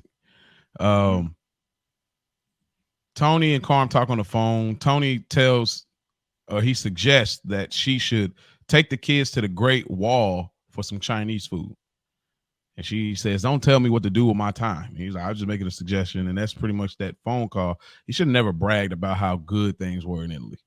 Tony don't know. Tony wasn't reading the room, man. Nah, wrong person to say that to, bro. I'm back here, man in the house and a woman in the house or whatever, and you talking about how good it is in Italy, bro. Like, get out of here. He bugging. Like. And he even took it farther when he told her, like, you sound like you working hard. You need to take a break and get the food. Bro, the break should have been Italy. Like, you know what I mean? She's probably thinking of it like that. Like, that was my break. You having my break right now. You went over there and didn't even want me. Even though Tony was on a business trip, Tony was strictly business, it was still, she ain't trying to hear that right now. She ain't trying to hear that, bro. And yeah, you know better. You know how it is when they hear you having fun. We've heard jokes about that. Yeah. And then again, saying go to the Great Wall, get some Chinese food, inauthentic. Again, you know what I mean? So, but that's a short conversation. Tony has a quick little dream about banging Annalisa like he's a Commendatori. And Big P has a dream that he's being exposed as a rat. Anything you take from these two dream sequences? Nothing too deep. I'm sure there's something there. I couldn't really tie it. Okay. I think that's just they're living in their own realities, or they just in their own racing through their brains. But man, I mean, how funny is that him dressed in the Roman? That scene is funny, man. They had that as a gift, man. It's pretty funny. Oh yes, it's always hilarious to me. I always see that come up all the time with Soprano pages I follow. It's just funny. I think what's really funny about it is it's such a short clip. It's really like 5 to 6 seconds. So they had to get dressed up and shoot that scene just for that. There's no dialogue. It's just a weird ass Tony dream. That's just funny to me.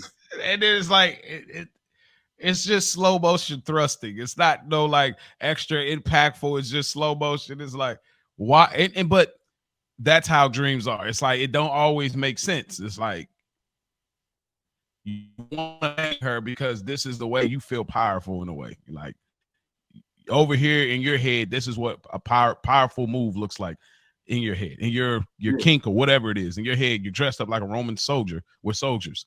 You know, we don't go to hell. Like this whole thing, you're banging this woman who is tied to the boss of this country.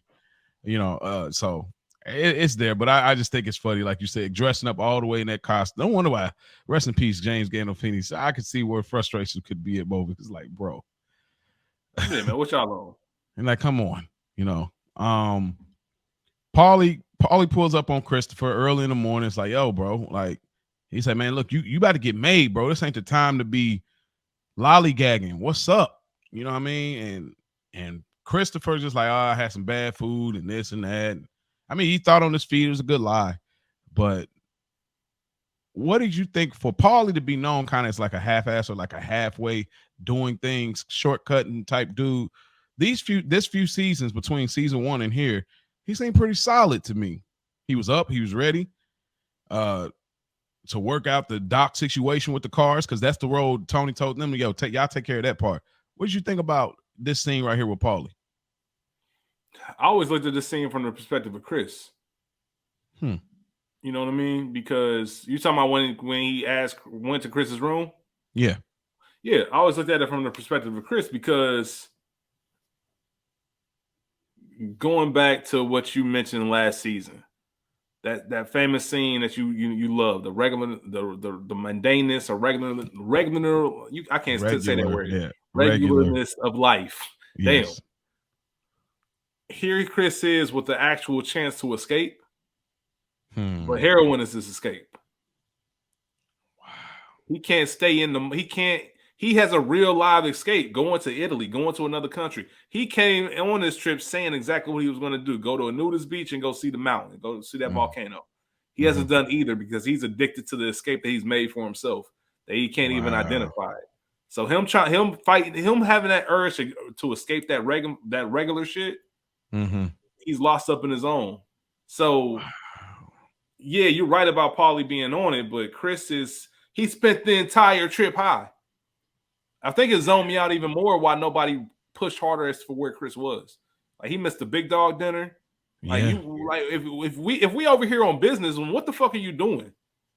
Like you get Adriana's gift at the Newark airport. You ain't even getting it at the airport over in Italy.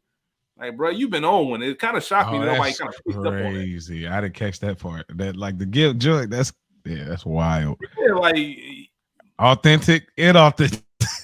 You feel me? Like you were just over. Like Tony mentioned it. You were in one of the best fashion district in the world, and here you are at the gift shop at the Newark airport. Like like Chris is just. You hit it on the nose, because I forgot to say before we move on to the next scene is that, you know, it's clear that Christopher, he's not really made for this. No pun intended. He's not really made for this, bro. And we talk about some of the wives and wanting to escape or wanting to get out of this lifestyle, wanting to do something else, wanting something else. Christopher, the same way. First season, he's talking about the pilot. It's like she said, I could sell my life. I can even play myself. Like, you want to get into film and you're part of the mob, you know, and he just always gets caught up. Like, he likes the idea of things just like Tony, but he don't like the work that goes into the idea of the thing. At least Tony does the work with the idea of the thing. Like, Tony likes the idea of going out and looking like a boss coming to Naples, but he has to still do the work in the meetings. Christopher talking about I should have been made then and there when I did that and this and that, or keep doing this or running. He don't want to really do the work. Like he likes the idea of being made because he don't know nothing else. And of course, his father Dickie was in it too. So, but it's like Christopher, all of the signs were there that he should have never been a part of this. So this is just one of those strong examples. He, like you said, he escaped on heroin when he was all the way out in the homeland. He had no appreciation for what it was. Yeah, that generational thing, man, entitlement. Yeah. Yep. He thinks he should already be made, like you said. So, boy, good old Chris, man, sad story. Tony gets dropped off to Annalise's crib. Sound like they he chilling. He gives a tip to the. You skipped over Janice and Carmela. Oh no, it's they pan back and forth, so it's a small. Okay, scene. my bad. No, you good. I can't forget that. Come on, we gotta. Yeah, there's just a small scene. Tony gets dropped off. Annalise, he leaves a tip to the little bus boy, or I don't even know what you call him. And dude walks off. He looks down. He sees Annalise is getting her toenails clipped, and they leave that scene. And it sounds like they're playing. She's playing like some Wu-Tang, or somebody's playing Wu-Tang, or some kind of New York rap. I don't know. It kind of threw me off. I don't know what that was about, but it was just a small little black culture, man, runs everywhere. It runs everywhere, baby. Even in Italy, we shift the world, man. We dictate what's cool. Come on. And then we're paying over to a beautiful conversation. Interesting conversation is probably the better word, between Carmela and Janice. And Janice came with some bars today, buddy. Come on, Rich. I know you got some things to say. I actually want to hear your perspective first, just from being a parent. Okay. Being a parent and being married, being in that family atmosphere. Mm-hmm. Obviously, I know this is a woman-to-woman conversation, but yeah, how did you view that? Janice telling Carmela about herself and projecting.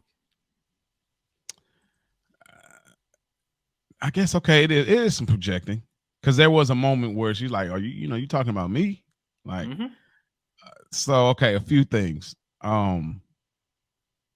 Janice says she's been to Italy before. True or false? I got to get some of these out the way first. That's a great question. I don't see why she would lie about that.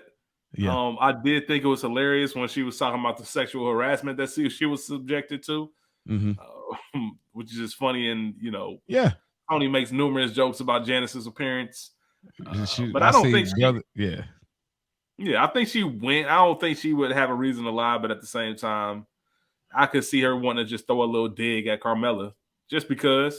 Yeah, it's kind of But you know what? She could get that. She probably got that, because if Janice to get there on her own, she got there with some finesse with some guy. I can see, and I can see, like, maybe the men over there, their appreciation for women is probably different, and their attraction to different type of women is different. Like, we've known the stereotypes of like African men liking more heavier set women, plus size women, because that's, for whatever reason, some of them that's their thing, some of them is not. I don't know, not stereotype. Just talking about how media has portrayed it over the years. So I can kind of see like men probably going crazy. And then you look at kind of Tony, like one of the top tier women of this whole show, is like, yo, what's up? So I can kind of see Janice getting that off. But like Carm is she's thinking about her marriage, and she's trying to rationalize why she's still there. She starts to give all the good reasons, you know what I'm saying? Like, oh, well, I'm a Catholic, and this is the right thing. We can't break up the sanctity and these things. She's running it off, but these sound like things that she tells herself in the morning. 100%. This is what she tells herself every day to stay married. Every day. Yeah, that's, bro. If you have to do that, I promise you that you can't do it for too long. It won't. If you don't see no upside, it won't work. Like, so her kind of telling herself these same things. And I like the fact that Janice kept it real about hypocrites, even though she is one, but not in this sense. She's pulling layers and layers of Carm's dignity out. Janice is probably the only like feminist type of woman that I can recall in this show that doesn't really need or nor looking for a man to save her. Yeah, you could probably say that about Angie as we move on later seasons. Okay. Yeah, Angie. But yeah, 100%. And I think the only other person outside of that was probably Gloria. But I can't even agree that she didn't need a man. She needed Tony. Yeah, To a certain degree. She got real. Yeah. She went to a whole nother level. But yeah, I think you're 100% right with that. And Carmela's she's thinking about Angie's divorce, but she's really thinking about what it would be like if I divorced Tony Soprano. Yeah. Talking herself into it versus, she wishes she could be Angie and have enough. And when we get to it later in the episode, she gives her that hug. I know you'll never leave them. That's the reality they all face. Like that's crazy, bro. Yeah. God. So Carmela, but the way Carmela, the reverse effect, bro. You talk about when you playing a video game and you playing a fighting game and you got this much health left, and somehow you come back and you end up beating the person. Carmela got this off so crazy because I always like, wait a minute, hold on, wait, you talking about me? And you're with who? Richie? As old school as he is, he actually put his hands on women. And you telling me, you talking all this feminist, women independent, you want more out of life, and I'm all intelligent, and you should want more out of life, but you're with Richie? Are you right? Is this Jody, the one that got my come on, bro? Like, come on, that got my baby Yvette pregnant, that can't handle his responsibility as a mother? Man, nigga, come on. Like, snap, man. That's a great reference right there. You're absolutely right. And that was a genuine laugh. Like, she really was like, hold on, I'm taking advice from you. Oh, you thought it was genuine? I think she really was caught up in that conversation and really thinking, Carmela was really thinking like, oh, Janice is on to me. Like, she is talking about me. Okay. And then once she said that, she just thought about, hold on, like, it's the old, it's a phrase that I always like to listen to. Don't take criticism from people you want to take advice from. And Carmela just snapped right into it. Don't take criticism from someone. Yeah, don't listen to criticism from people you want to take advice from. And in other words, their opinion don't even matter. I wouldn't even listen to you if you was giving me advice. So why would I care if you say something bad about me? That's fire, bro. I would have to tell my wife about that one, because that kind of remind me of T.I. talk about that phrase: "You live by the cheers, you die by the booze." Yeah, same type of thing. Yeah, that's same crazy. Type of thing. Like, if you're not that, you don't matter enough in my life for me to even pay attention to the negative stuff you're saying to me. And she got caught up in that because she's so wrapped up in her life with Tony and the opportunities that she's missing out on or has missed out on. And then now it's just a good reminder, like, oh, Janice, you full of shit. Like, at least I've been married and I've been doing this for X amount of years. Yeah. At least I have that on my side. Like, I'm sitting here really worrying about what your opinion is, and you don't even know what you're talking about. All right, go on. And she really got it off, like, on the big dog flex. Like, really, you had me go there for a second. Like, really, yeah, like, she was really like, dog. Like, the way she laughed it off, it was just like Eddie Murphy when he got on stage. The Nutty Professor. He's like, I heard the dreadlocks, man. Stop. They're taking it too far with the comedy. Like, yeah, that's too far with the comedy. Come on, man. Like, yeah. So she got it off. Carmela, I don't think genuinely getting weak at her, bro. Like, get the fuck out of here. I think she kind of was like fake laughing at it, but the more she thought about it, it started to really trigger. But she walked off and had kind of a moment where you kind of like, there was some truth. Because she's still struggling internally. She's not. She knows what Janice was saying isn't wrong. Mm-hmm. It was just a messenger. True. You know what I mean? A crackhead come up to you and tell you stop smoking crack. Like, bro, was like, you look at it different. Like, are you the pot or the kettle? Yeah, you kind of right, bro. It's like, I'm getting relationship advice. Sometimes we don't like the message because of the messenger. That's a big fact. That don't mean that it ain't true. Huge facts. That's the only reason that Tony could take the messages from Melfi, is because he likes the messenger. If it was somebody else saying that, nah, it ain't going. 100%. We pan back over to Tony and Annalise, and he looking over the balcony again. She's getting her toes clipped. I made a meme yesterday, I believe, of this because it was just like interesting. But she's sitting out there, she's chilling, big dog boss, clipping the toenails or whatever. Got the bathing suit on. Definitely doing a thing. Like I said, top tier. I don't have to reiterate too much, but he's eating the apple. Just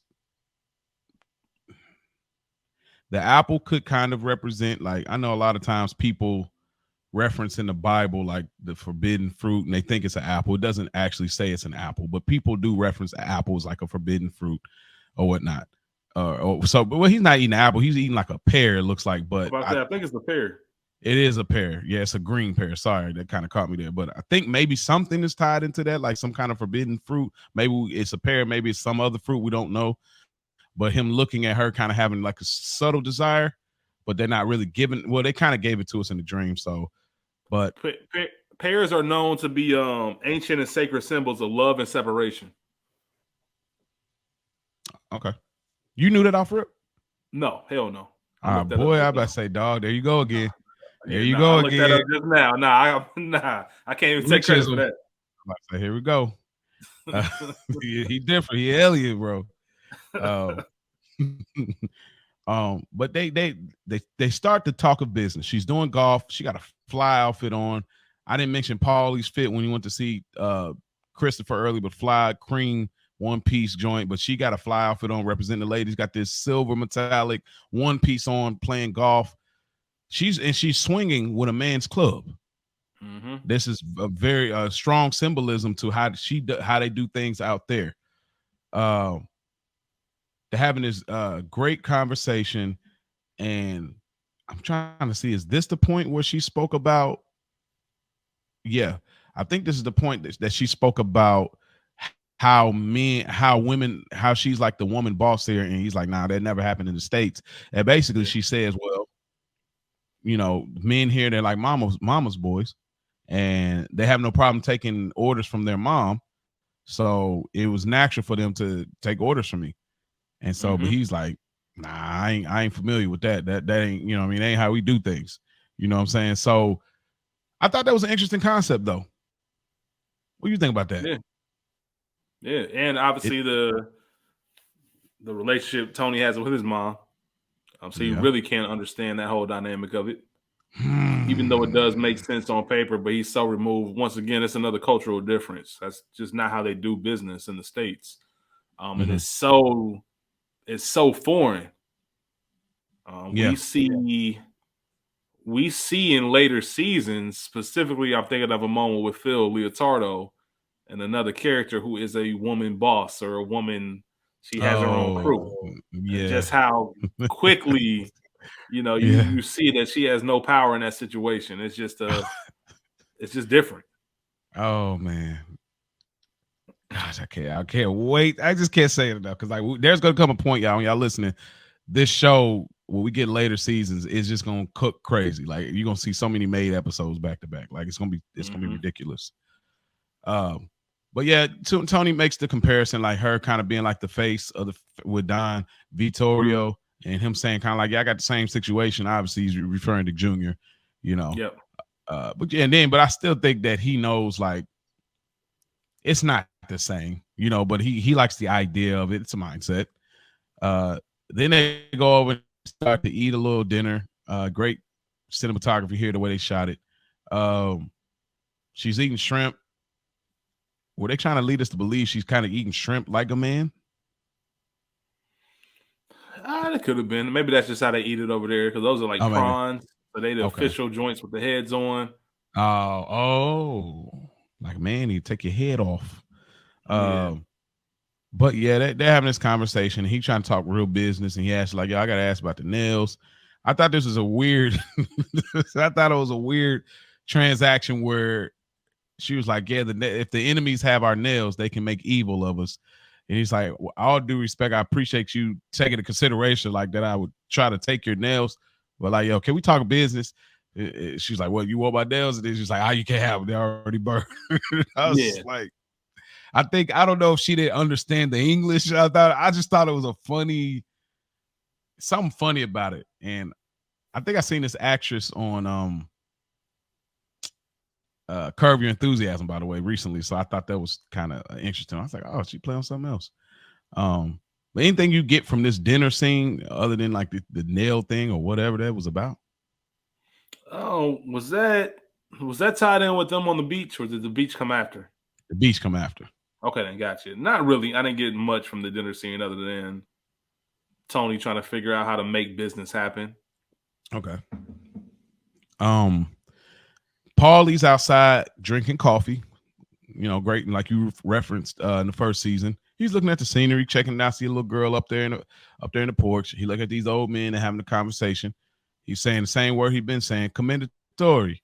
And who do we see? The amazing man himself, David Chase, smoking a cigarette. The creator of Sopranos looks over and looks back. Just man, it's just great. Plug yourself in, plug yourself out. Like, come on, that's fire. Direct a cameo, man. Got to. And you doing it in Italy. I think that's dope. Yeah, that's great. Because most of the actors are Italian too. Come on. That was fire.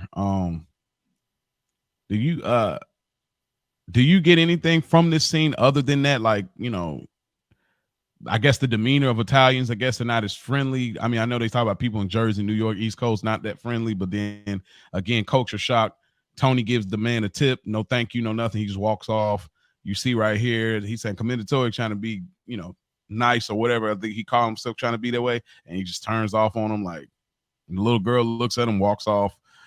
I mean, yeah, for me, it's just, we know how excited Paulie is to make this trip and how much he wants to fit in. And it's just a regular day. I said it earlier. It's just a regular day for these people out here. Like, why is this dude just randomly yelling out Commander? You know what I mean? Like, who is he? Like, it doesn't, right. Bro, like, we live in our regular lives. Like, go on about your business, man. Like, what's a big deal to them ain't a big deal to us. Commander. That's you know what I mean? That's how they looking at it.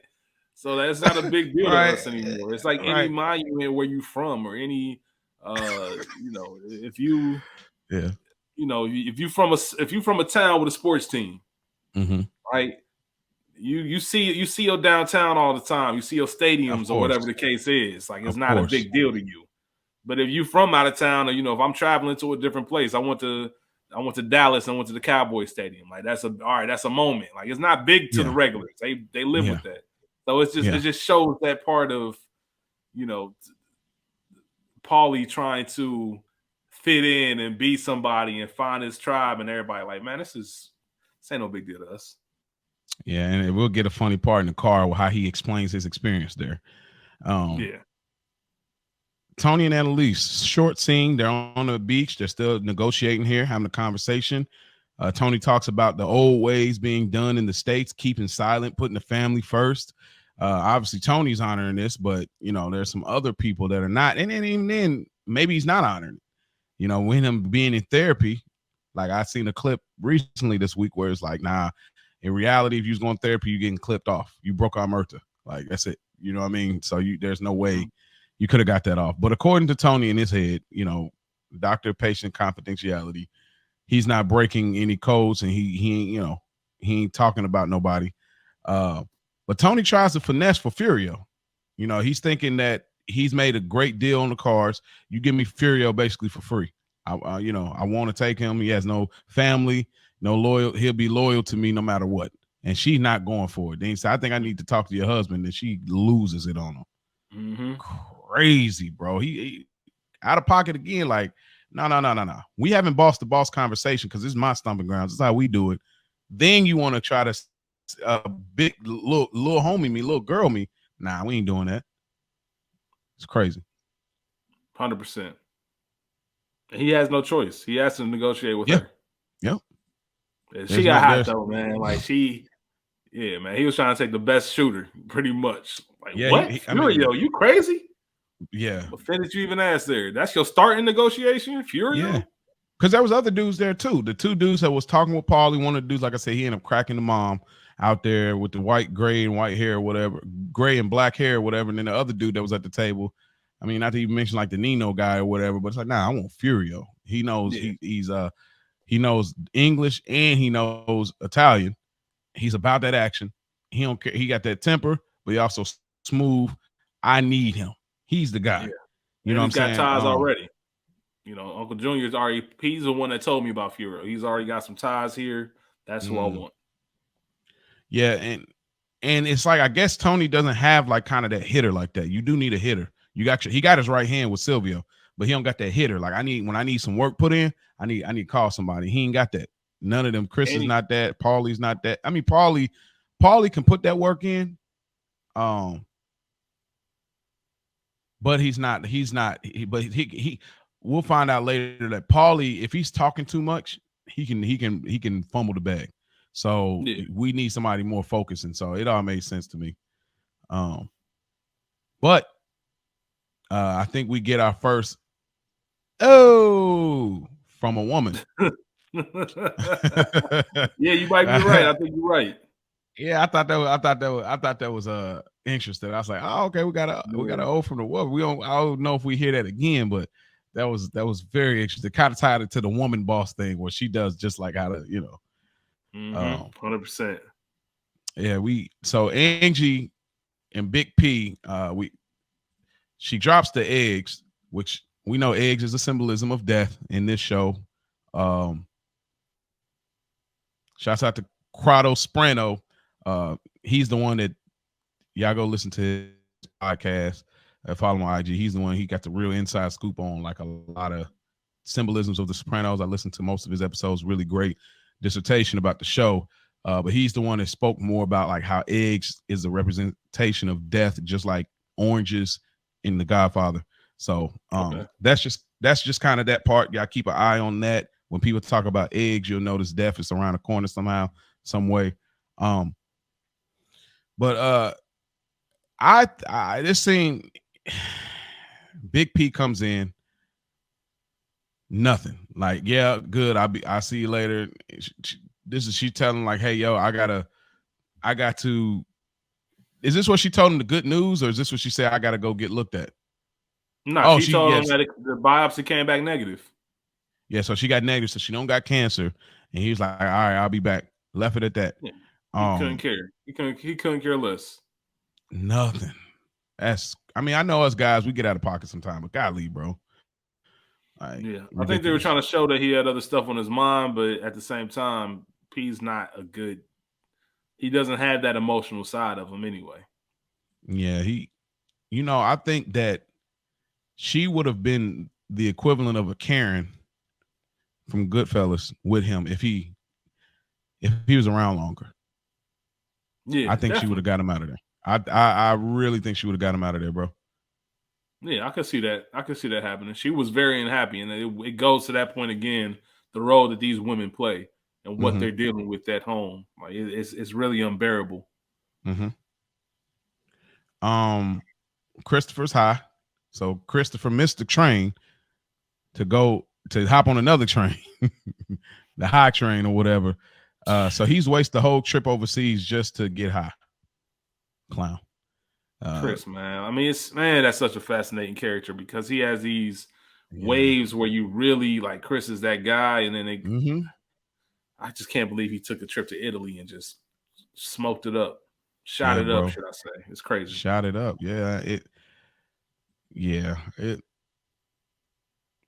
You just thought you just think he's a bum, like you wouldn't. Where he ended up going and how great of a character he became, you would just never wouldn't even known. You know what I mean? And you would think, why they even bring Christopher on this episode just to show him getting high? It's great for later on, like all of these extra layers to him. So, but yeah, Chris, ultimately, that was it. The day you heard it, he missed the train, so he didn't go see the mountain like he said he would. Yeah, man. Shout out to Spike, man. I know he's a big Bronx Tale guy. One theme in the Bronx Tale, man. The saddest thing in life is wasted talent. That's what I think about when I think about Chris, man. That's why we are so emotionally disappointed when we see things like this, because there's so much potential there. Yeah, so much wasted talent, man. That Chris, like he's got the blueprint to go down in history. Yeah, as one of them ones, and he can't get out of his own way. Yeah,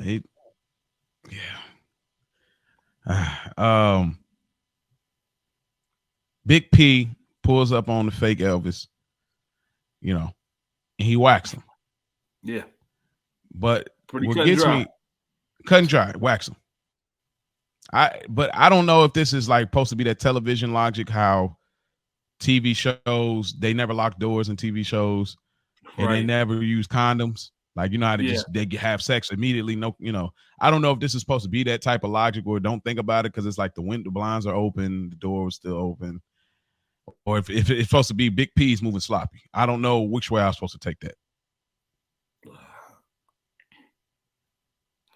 I think Big P moving sloppy in a sense. He has to do that. It does bother me when doors are just like, if I'm going to, especially if I have a history of this is what I do for a living. I got to put in some work every now and then.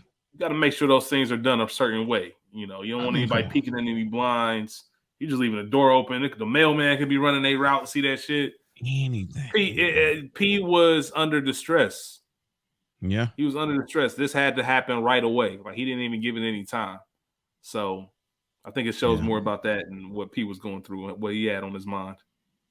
Yeah, and I mean, I guess Big P did take the precaution of not using a gun. I mean, you blunt force with the hammer. So I guess that's a silent way of doing it. But Furio sees Tony. Tony's packing up his stuff, and Furio asks, "In America, you don't have women bosses?" And Tony says, "No." And then he looks at him with this subtle smirk. What was that? I said, I didn't know what that meant when he had that subtle smirk. Unless he's heard rumors or something. What, with Furio had the subtle smirk? Yeah. I didn't take anything. I didn't really pick up on it. I just think it was just them trying to understand each other's worlds. Okay. Especially because of Furio's response, what's that like? What you gonna do? It kind of remind me of the phrase that you say, what we talked about with the women at brunch or lunch or whatever they were eating. Oh, it will be what it will be. Yeah. What it is what it is. Like, it is. Yeah. What you want me to say? Yeah. And then Annalisa changes her mind, and I guess she wants to meet with Tony later. And he's like, "Man, I already spoke my piece." And he's like, "All right." I mean, the sun's beaming on her, right? She got the fruits and vegetables. He like, "All right, what I mean, you're not that hard on the eyes. I guess we can meet one more time and see what's up." Then we pan over. Big P comes home with flowers. Ironically enough, he just killed somebody, and normally at funerals you bring flowers. He brings his wife Angie some flowers and says nothing. He just looks. He just looks at her. Nothing else, bro.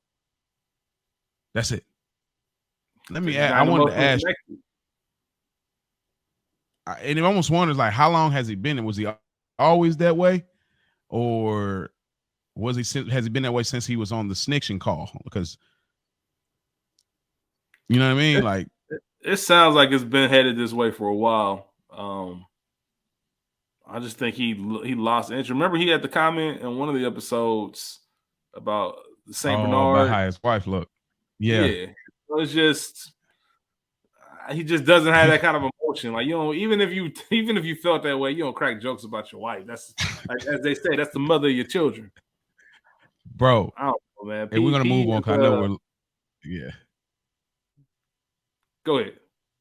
Now, to think your wife tells you, "Hey, I've been cleared of cancer. False alarm. It's a negative." Oh, thank God. You say nothing. All right, cool. I'll holler at you. You come back later with flowers. Bro, you think that's an apology? With no words, no card, no word. You ain't got a hallmark to say what you can't say. He might have got them out the garden, bro. Right in front of the house. P stole them, that's crazy. Bro. He lifted them flowers. Facts. Like, I thought that was just crazy. But she slaps him with them nonetheless. Brings blood, got a little scratch, a little blood on his face or whatever. So Annalise and Tony talk. It's beautiful scenery. It's nighttime. The people are out. It looks like kind of a restaurant scene. She's kind of giving him a little history about that place. And her father, Don Vittorio. Oh, okay, so I guess Don, that's her dad, not her husband's dad. So I got that twisted earlier in the episode. But Tony sees how she's able to take care of everyone and the business at the same time. And I think she kind of earned his respect in this moment. Tony's a little bit more open-minded than most mob people in this show. I'm not saying he's fully forward on everything, but he's a lot more open-minded than a lot of these other guys with the therapy, with certain business aspects and things like that. I mean, working with black people, certain things that, the gay thing later, he Right, just right. mob guys, even though they're not fully open-minded since the 90s going to 2000. So, but interestingly enough, I think that she gains his respect. Did you take anything from this scene between them having this little transaction, drinking out of these little wine glasses? Yeah, it was just about family, just the differences in family, how they view things from the old country to where Tony is. They mentioned how they were at the house where her father was born, and her kids are raised next door, so that tight familial bond. She made the comment like, "What am I gonna do? Put them pretty much their equivalent of put them in a home? Like that's crazy. Yeah. Like we would never do that. This is what it's about." Exactly. And Tony's sitting there disconnected from his mother, put her in a home. Just shows that tie between the two, and like you said, it lets him know that she is more than capable of running. She has the respect of everybody. Yeah. And also the little, he came on to her. She immediately shut that down because if she didn't, then Tony would have been on that. Yeah, and Tony has a thing for women that don't need him. Yeah. He has he talks about, there's an argument later down in the series about having conversations with Carmela, but not being able to talk to her about nothing because she don't have much to offer. She's like, I have something to say too. He's like what? Like, so he has a thing for women he can't necessarily have, or women that don't need him, which is kind of a thing for most men, right? Yeah, it's an ego thing. Definitely an ego thing.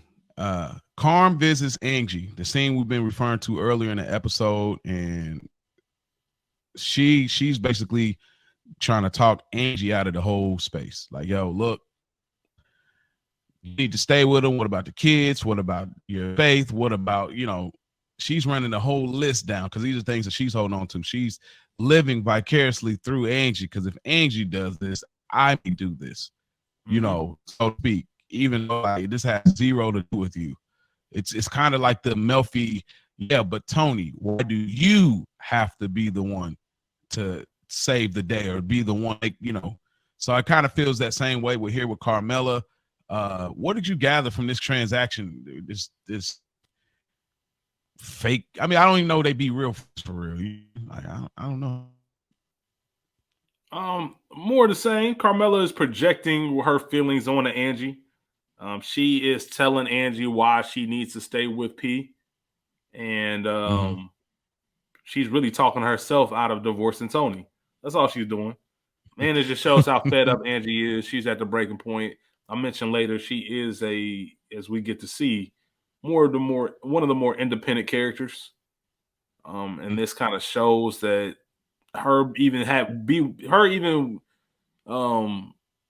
being open to divorcing P lets her know where she is, her mindset. This is something Carmela wouldn't do because she wouldn't even think about leaving Tony in a real way. She's not at that space mentally. So a lot of the things that she wants to, we see Carmela getting a little bit more ambitious in her own way. But she's not at that space yet. And I think everybody has a certain point. Maybe if Tony wasn't the boss, you got to think of it like that too. And maybe it's worth it to take a little bit more shit when you with the boss. Get a little bit more of those benefits. P's house ain't like Tony's house. That's you know true. what I mean? So, but Angie's reached that point. And like I said, Carmela's just projecting like, all right, you can't do this because of this. She's telling herself that because no, of course we can't, because these women don't get divorced. Yeah. So it's hard to comprehend. It's unfathomable because Carmela's thought about it. She's like, there's no way you can do it, because that means that I can do it. And then there's that fear of would I actually do it if it came down to it. So it's an interesting concept. Yeah, I agree with everything you said. It just, she's not in therapy, so she kind of almost bounces off her thoughts with Angie. So I completely agree with that. And even the final Paulie, projection, when she said, "I know you won't leave him," that's not how, she's saying that about Tony. Like, I'm not gonna leave him, just like you ain't I gonna leave know. Pete. There's another flag too. I keep Carmella keeps having opportunities to leave. There's all these signs that keep saying just go, but she won't do it. So it for me, watching it like this will always forever change my optics on her character. First time around ever watching it felt bad later down in the series. Second time watching it, started picking up the pieces. This time watching it, it's like, nah, it was there. Like you crying first season with Father Phil, like, oh my children, like, come on. Like you want out, be out. Like you just don't want to. You don't want to work. Like that's the bottom line. You don't want to do nothing for yourself. Like, but you look down at Janice. It's crazy. Juice ain't worth the squeeze to her, man. Boy, Juice ain't worth the squeeze, man. It's not worth it for her. She can't see her life without Tony. Which is crazy, the deal that they make later down the road, because it was ridiculous. Paulie's walking the block, looking around at the scenery and everything, and we don't get a whole lot from that part until we get Paulie in the bedroom, and they referred to it earlier when it first landed in Naples that Chris was like, man, I even sleep with the hookers. Like, basically, they so bad out here. Like, I even sleep with the hookers or whatever. And we get this scene where Paulie obviously paid for a worker, and now he's like, wants to have a conversation with her. She's smoking cigarettes and everything, but he's like, I sprays Banaka in her mouth, which is, I like, it's some old school player stuff right here that Paulie's doing. But like you said, he's just having this conversation with her about, hey, my family came from here, and it's, oh, I know people over there, this and that, and she's just not into it. He's trying to make the most of this, but it's like he ain't trying to enjoy it. He ain't really enjoying it. What do you get from this thing? The same. They ran this theme through like, this is a big deal to Paulie. Doesn't mean anything to her. It's just a regular life. Yeah, I'll be real with you. The first time I ever saw this, I thought they were to allude into some sick, weird Paulie Walnut shit. Like the way he emphasized, like, we're from the same town, our families kind of known each other. Are they trying to say that maybe they could be related? And Paulie was on some weird shit. Yo. If any character that would happen to would be Paulie Walnuts. You know what right. You know what I forgot earlier? Annalisa said to Tony, we're cousins. Did you hear that earlier? Yeah. I think it was in the golf scene, but I didn't know what that meant. They're like second cousins. Well, they make a point early in the episode of saying that they're connected and related, but they don't know exactly where the fall off is. I think Uncle Junior had a line where he said he's so far removed that Tonto's more of a cousin to us than him. I think that was the line, Tonto and the Lone Ranger. So they are peoples, but they ain't our people. Like, I don't even know if you could trace it. It's still some weird. Bro. Man, it's still some weird energy. That's crazy. Kevin Gates type. Yeah, that's a weird catch. That could have been something like that. That would be. I mean, we get the story later down the road that, things aren't what they seem. Exactly. We get our last meetup with Annalisa and Tony, and they're walking through. It's a beautiful scene, and it seems like Tony is kind of getting really prepared for the business as far as the transaction, but also like kind of ready to go back to the States in a way. He started talking about his kids.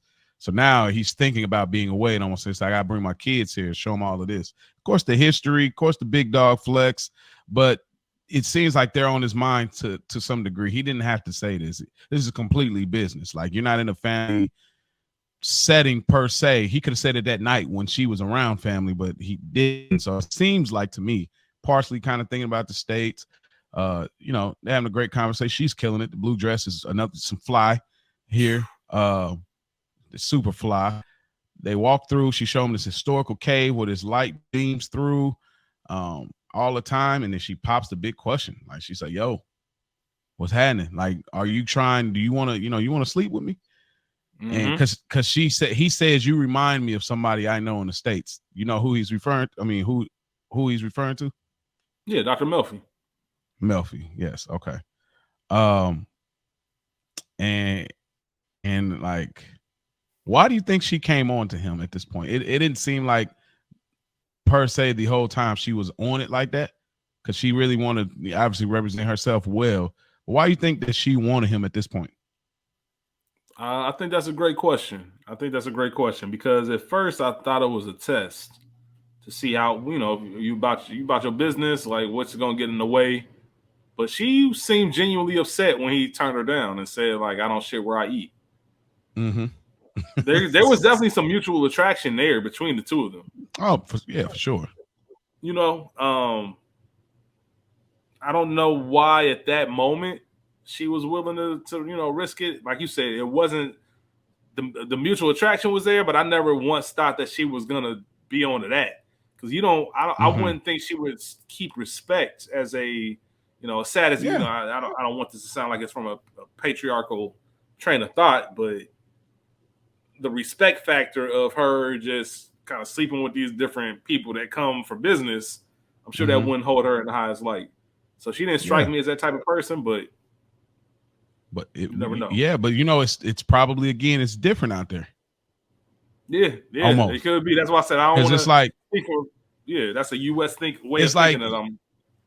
No, I'm with you. Like, because again, the States is like, nah, that's way out of pocket. Like, because to him, he's sleeping with, like, this woman that's in control, but to her, it's like, no, you're sleeping. I'm letting you sleep with the boss. I'm the boss. You're under me. We're in my time. She might be looking at him like you the hoe. Low key, you know what I mean? For real. Like, you my lick tonight. Like, I ain't for real, because dudes that probably have tried or try to figure out a slight way to do it, but and then she don't probably have the respect for the men like that. But Tony's a real alpha male, and I think that just really lights her fire for real. Her dude's been in prison. Who knows the last time she's been active? And Tony just really that dude. Like, as far as alpha male, he's a boss, real boss, because he's out from Jersey. And he's talking that talk. Yo, we're down Videory. Where your dad at? Like, yo, where your husband at? What's up? Like, he's talking that talk. I'm a real boss. I don't want to hear what you're talking about. I'm out of here. You know what I mean? Shove it up. Like, he's going toe to toe with her. And then part of it, I think, for him not doing it because he wanted to. I mean, it was in his subconscious. And I think even later he kind of like, dang, I wish there might be a stigma to, like, I deal with I have a crazy Italian American wife. These women over here, totally different. Like, who knows the level of crazy? You know what I mean? Not to say this is real, y'all. We're just talking in the world of the TV show. Please don't take it a certain way. But so it was a lot in that decision. But Tony, he gets way away from this later down the road. But at this moment, he's still he's going on a LeBron MVP run right now, like in his early years, where it's like, yo, I'm trying to get the chip, you know what I'm saying? So he doing all of the right plays, and he had to do this as attractive as she is, he had to fall back on that. But you can't stare in the eyes though, because she had to, especially the light beaming and stuff. Like, bro, get out of there. She took you to the cave. It's kind of interesting because he could have. I don't think he wanted to mess up that lick for the future. Yeah. Because he could have done that because he doesn't have to go back. I don't know if they would even ever seen each other again. But maybe not. It's just complicate business. They can make things a little bit weird. He knew he knew he wanted Furio. There's some things he wanted to get accomplished, but somebody might come out to the States and try to hit him. They could try. That could be a hit in the future. Like, somebody find out that you did that. Like, she get a little sloppy talking to her husband in prison. 100%. You know what I mean? He made the smart decision for sure. Yeah. That is kind of ties to Furio's storyline a little bit later. Now, I never put that together, but this can kind of tie to that. Yeah. But they agreed to 75, and that's the deal. And he still got so he was shooting high the whole time. We ended up finding out that he got over half of what he was expecting to get. Crazy. Talk about he got these for the low. So he came out more than double than what they were making. Who knows how many cars they're shipping over. Tony came out. That was an incredible move. And he came back with Furio. And he got he's killing. He's on the MVP season right now, for real. Mm-hmm. They're backing Jersey in the whip. Paulie says he felt right at home. He's flexing crazy about going there. He's like, "Oh, you ain't never been there, Pete. I feel sorry for anyone that hasn't been there." Like, he's getting the whole flex off. Like, he don't even. His experience wasn't talking about he felt right at home. He probably felt the least at home, but he got to get it off because all you have now is the stories. Like, Paulie is a storyteller. All you got is the stories. He ain't got no family. He ain't got no relationship. This is all he got. So he gotta ride this wave. All I got is these remember wins. You know what I mean? So, but what else did you get? Did you get anything else from this scene? Waiting on Christopher and everything, and while Big P picked him up or whatnot. So why he wasn't gonna wait for Chris? Like I'm saying, like this Carson, because we get the last scene, but it really wasn't much. But you get anything else? So it was just like you said, a chance for Paulie to flex. Just their all collective. We just witnessed what it was like for them in Italy, and now we get a chance for them to hear them say it from their own point of view. Tony looks at it from just business. Did I tell you he told P twice? Yeah. Did I tell you how good business was over there? Yeah. Paulie's talking about he felt right at home when it was nothing like that. We see during that scene of the car ride, him looking outside and kind of seeing the broken down neighborhoods. That was completely different from the beautiful views that we saw in Italy. And then Chris just scrambling. Yeah. Did it seem like I mentioned? I was gonna say, did it seem like they were comfortable in that, or maybe Paulie was kind of comfortable because he looked like he kind of like a kind of look almost like looking out, seeing that's what they know. Okay, that's their home. That's what they know, man. They do a good job of, our human instinct is to romanticize with things that we're not familiar with, especially when it comes, to foreign places. So anytime that passport gets stamped, you go somewhere you ain't never been, it's a big deal to you. But like I said, to the locals, it's a part of their everyday life. That ties into this episode. That ties into them getting home and realizing, okay, then think about Don. Think about the Don, and I forget his name in the wheelchair. We call him Don Vito for this episode. Yeah. He's telling Tony, these bridges and these American streets and names. He's fascinated with the states. And Tony's looking at it like, oh, good job. Like, that don't mean nothing to Tony because he's used to that. Just like how the fascination goes both ways. They do a good job of that. Like, yeah, we all care about what the other got, but it's not the same way. If they came over to the States and thought it was cool to be in New York City, that wouldn't impress Tony. Like, I see this shit all the time. I drive in and out of this city all the time. Like, whatever. They'd be on the same feeling that I think Paulie was on. Yeah. And lastly, they play this epic Italian music, and Tony says, "Carmela, I'm home." And she has that thought, that look on her face that kind of puts a bow on the contemplation that it seems like exists in Carmela's head. What, you get anything from that last scene? Just a direct call back to Angie when she was saying that she had that look on her face, the same look that Carmela had when P came home after all that time of being away. She was just devastated. And, Carmela was here, even though she was mad that Tony was gone. He came in, she was like, damn, I could have been okay if Tony never came through that door again. So we really just realized where they are in their marriage. And just setting things up for these seasons and episodes to come. All right. Well, before we get out of here, Rich, we always do our ranking system. So first and foremost, how do you rank this episode? Is it made, a good earner, or just another envelope? Oh, man, I thought about this for a while. I won't be all the way real with you. It's just another envelope. Oh, dang. And I wanted it to be made so bad. Not made, excuse me. I wanted it to be a good earner so bad. I just don't think that there's a lot of other better episodes. And there's a lot that happened. We get the introduction of Furio. We go back to Italy. It had the pieces there, but it just didn't go all the way over like I thought it should have. So I really, really, on paper, had everything to be a good earner. Yeah. But it's just another envelope to me. I'm sorry. There's just so many other Dang. better episodes of Sopranos. I hate to say it, man. I really, no. man, I hate to Can I say it. ask you one question? I mean, some of y'all already checked out, but whatever. Just real quick, is a hit just another envelope for you? Which episode was that? That's the first season. Massive G, the rap episode with Hash. They're trying to get the Yeah, that's just another envelope. It's just another. It's just okay. It's an entertaining episode. It's good, but it's Okay. not. These are the thing about this scale is we're comparing them to other Sopranos episodes.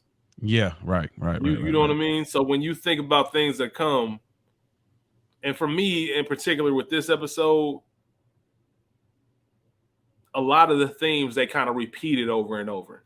They showed us the same thing in different scenes. They were really trying to drive certain points home. Yeah. The main thing that we got from this episode was Furio and Tony going back home to make this deal. Even the deal that they made, it's not like we see major effects from it. And I could be misspeaking, but we don't see major effects from it from the rest of this season. Some of the characters we don't meet again. Like it was just a, vacations episode, the same way all TV shows kind of doing. Yeah, that's true. I enjoyed it. Don't get me wrong. Yeah, no, of course. I'm gonna give it a good earner. It's probably just another envelope, but I'm gonna go good earner.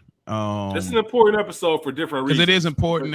We really get the emphasis on drugs addict problem. We really get the emphasis on Big P. We see Big P's in the scramble. I think all of the details in between Janice is now with Richie now because Carmela confirmed it at that moment. So it's like, oh, okay. Last time we seen they was talking. Now we know it's official. So it set up a lot of things, but it ain't made. I wanted to give it a made. To be honest, it's one of my favorites. Like, so we both wanted to give it something more, or felt it could have been that, but we didn't. It didn't have enough to lean us all the way over. I kind of look at these rankings when I listen to y'all, when you and Spike, I view them as, could I remove this episode from the series and not miss much? And while things happen that were very important, you can still kind of flow through the series without this episode. Because there's nothing you're calling back from and all of that. It's a great filler. It's a great foundation. It sets up a lot of stuff. In a way, it reminds me of season 2 of The Wire, where there's a lot of things that are set up that you might not even notice. Yeah. But I get this is kind of the hit is a hit of season 2, I guess. Yeah, very good episode. I think it's better than a hit is a hit. It is better than a hit is a hit, but I champion it because it's the best black nemesis we get the whole series, But I know why people don't like it. Yeah, and that's in the Sopranos world. Like I said, I said it before. I'll say it again. Give it to us. It's still better than 95% of television. Like yes, sir. Up. Good earner award. Who gets the good earner award? I think this is obvious, and we both probably don't tend to want to lean on this, but I'll see where you go with it. Who gets the MVP? You can't. As hard as I try to give it to somebody else, but Tony, it's got to be Tony. Like this is just one of the ones. Like he went over there, he went to handle business. He got business done. Yep. Was very fluid, moving in and out. Got double what he paid for those cars. Got Furio setting up his future. You know what I mean? As far as back home, got a soldier. As he mentioned, he got somebody that can be 110% loyal to him. Mm-hmm. Tony, I mean, he got everything that you could actually want in this episode. You got to give it to him. Broken balls. Who took the biggest L in this episode? It's got to be Johnny. Johnny, the Elvis impersonator. Oh man. Yeah, you're right. But I think overall, you got to give it to Chris. You don't see the effects of it right now, but we're really starting to get the chatter. Other than season 1, when he was talking about when he should have been made, we're starting to get some chatter now about Chris and moving up in the organization. P tells Skip, oh yeah, they're Chris. They're talking about him getting. I forget what they refer to with this. Yeah, exactly. So it's putting us as viewers in the mindset of, oh man, Chris does have potential, but he ain't got it. He ain't got it. So I think he's losing a lot of credibility. Yeah. Uh, I'm gonna go. I'm fixing my thing here. I'm gonna go the little boy, man. He got the fire knocked out of him, and Slap fire his out that mouth. kid. They slapped the fire. This kid, look at his face now. They hit slap punched the mama, threw him in the car. We don't know what happened to the boy. What happened to that boy? So hey, seriously, Hopefully he's good, man. Hopefully he good, man. Seriously, man. Where's he at? Lastly, man, what's your favorite moment of Commendatori? Oh man, that is a great question. Favorite moment of the episode.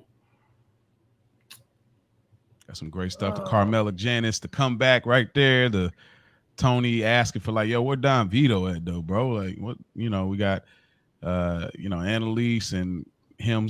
At the end, like, I'm gonna be real, man. The carjacking might be my favorite moment of the episode. Oh man, that's hilarious. I mean, that gives me a genuine laugh. It gives me a genuine laugh. Yeah. I think I might have to go with that. I think I might have to go with the carjacking. That's really good. It is, bro. It's hilarious, man. I think I'm going to do the. I'm gonna go with the Tony and Annalise, the last scene. Like I don't, I can't. Where I lay. Yeah, I gotta go there because I want to go with the Carmela Janice because that was such a great interaction, and Janice was kind of right in one of the few times. But I'm gonna go with the where Tony was. He actually practiced restraint. The only other time we see that later is with I don't want to reveal, but the woman that owns the crazy horse. So I'll leave it at that. And so that is also, our episode. Yeah, my bad. I was gonna say in a serious Sopranos way, like of something that really has an impact on the show. It's definitely for me the Janice Carmela, because that's the first time I think Carmela is really realizing the life she's in and how people view her. Yeah, and that's why she's so conscious about it. But I just that carjacking scene is just comedy to me. That's hands super funny. Yeah. Well, Rich, thank you again, man. I'm pretty sure that your face is gonna be a familiar face. So just know that, bro. Appreciate you again. All y'all that are listening, go check out this Brother Culture Garden podcast, as well as We Got Y'all television and movie review podcast. They Bo Jackson over here. You know what I'm saying? So he does it all. So I appreciate you, man. Thanks for doing this, man. I'll be in contact with you, big dog. You already know, man. Pleasure is all mine. Shout out to you. Shout out to Spike. Yes, sir. Rachel School. Shout out to them, my co-host at the Culture Garden. And shout out to everybody listening, man. Thank y'all for having me in this space. Yes, sir. And y'all remember, don't forget about it.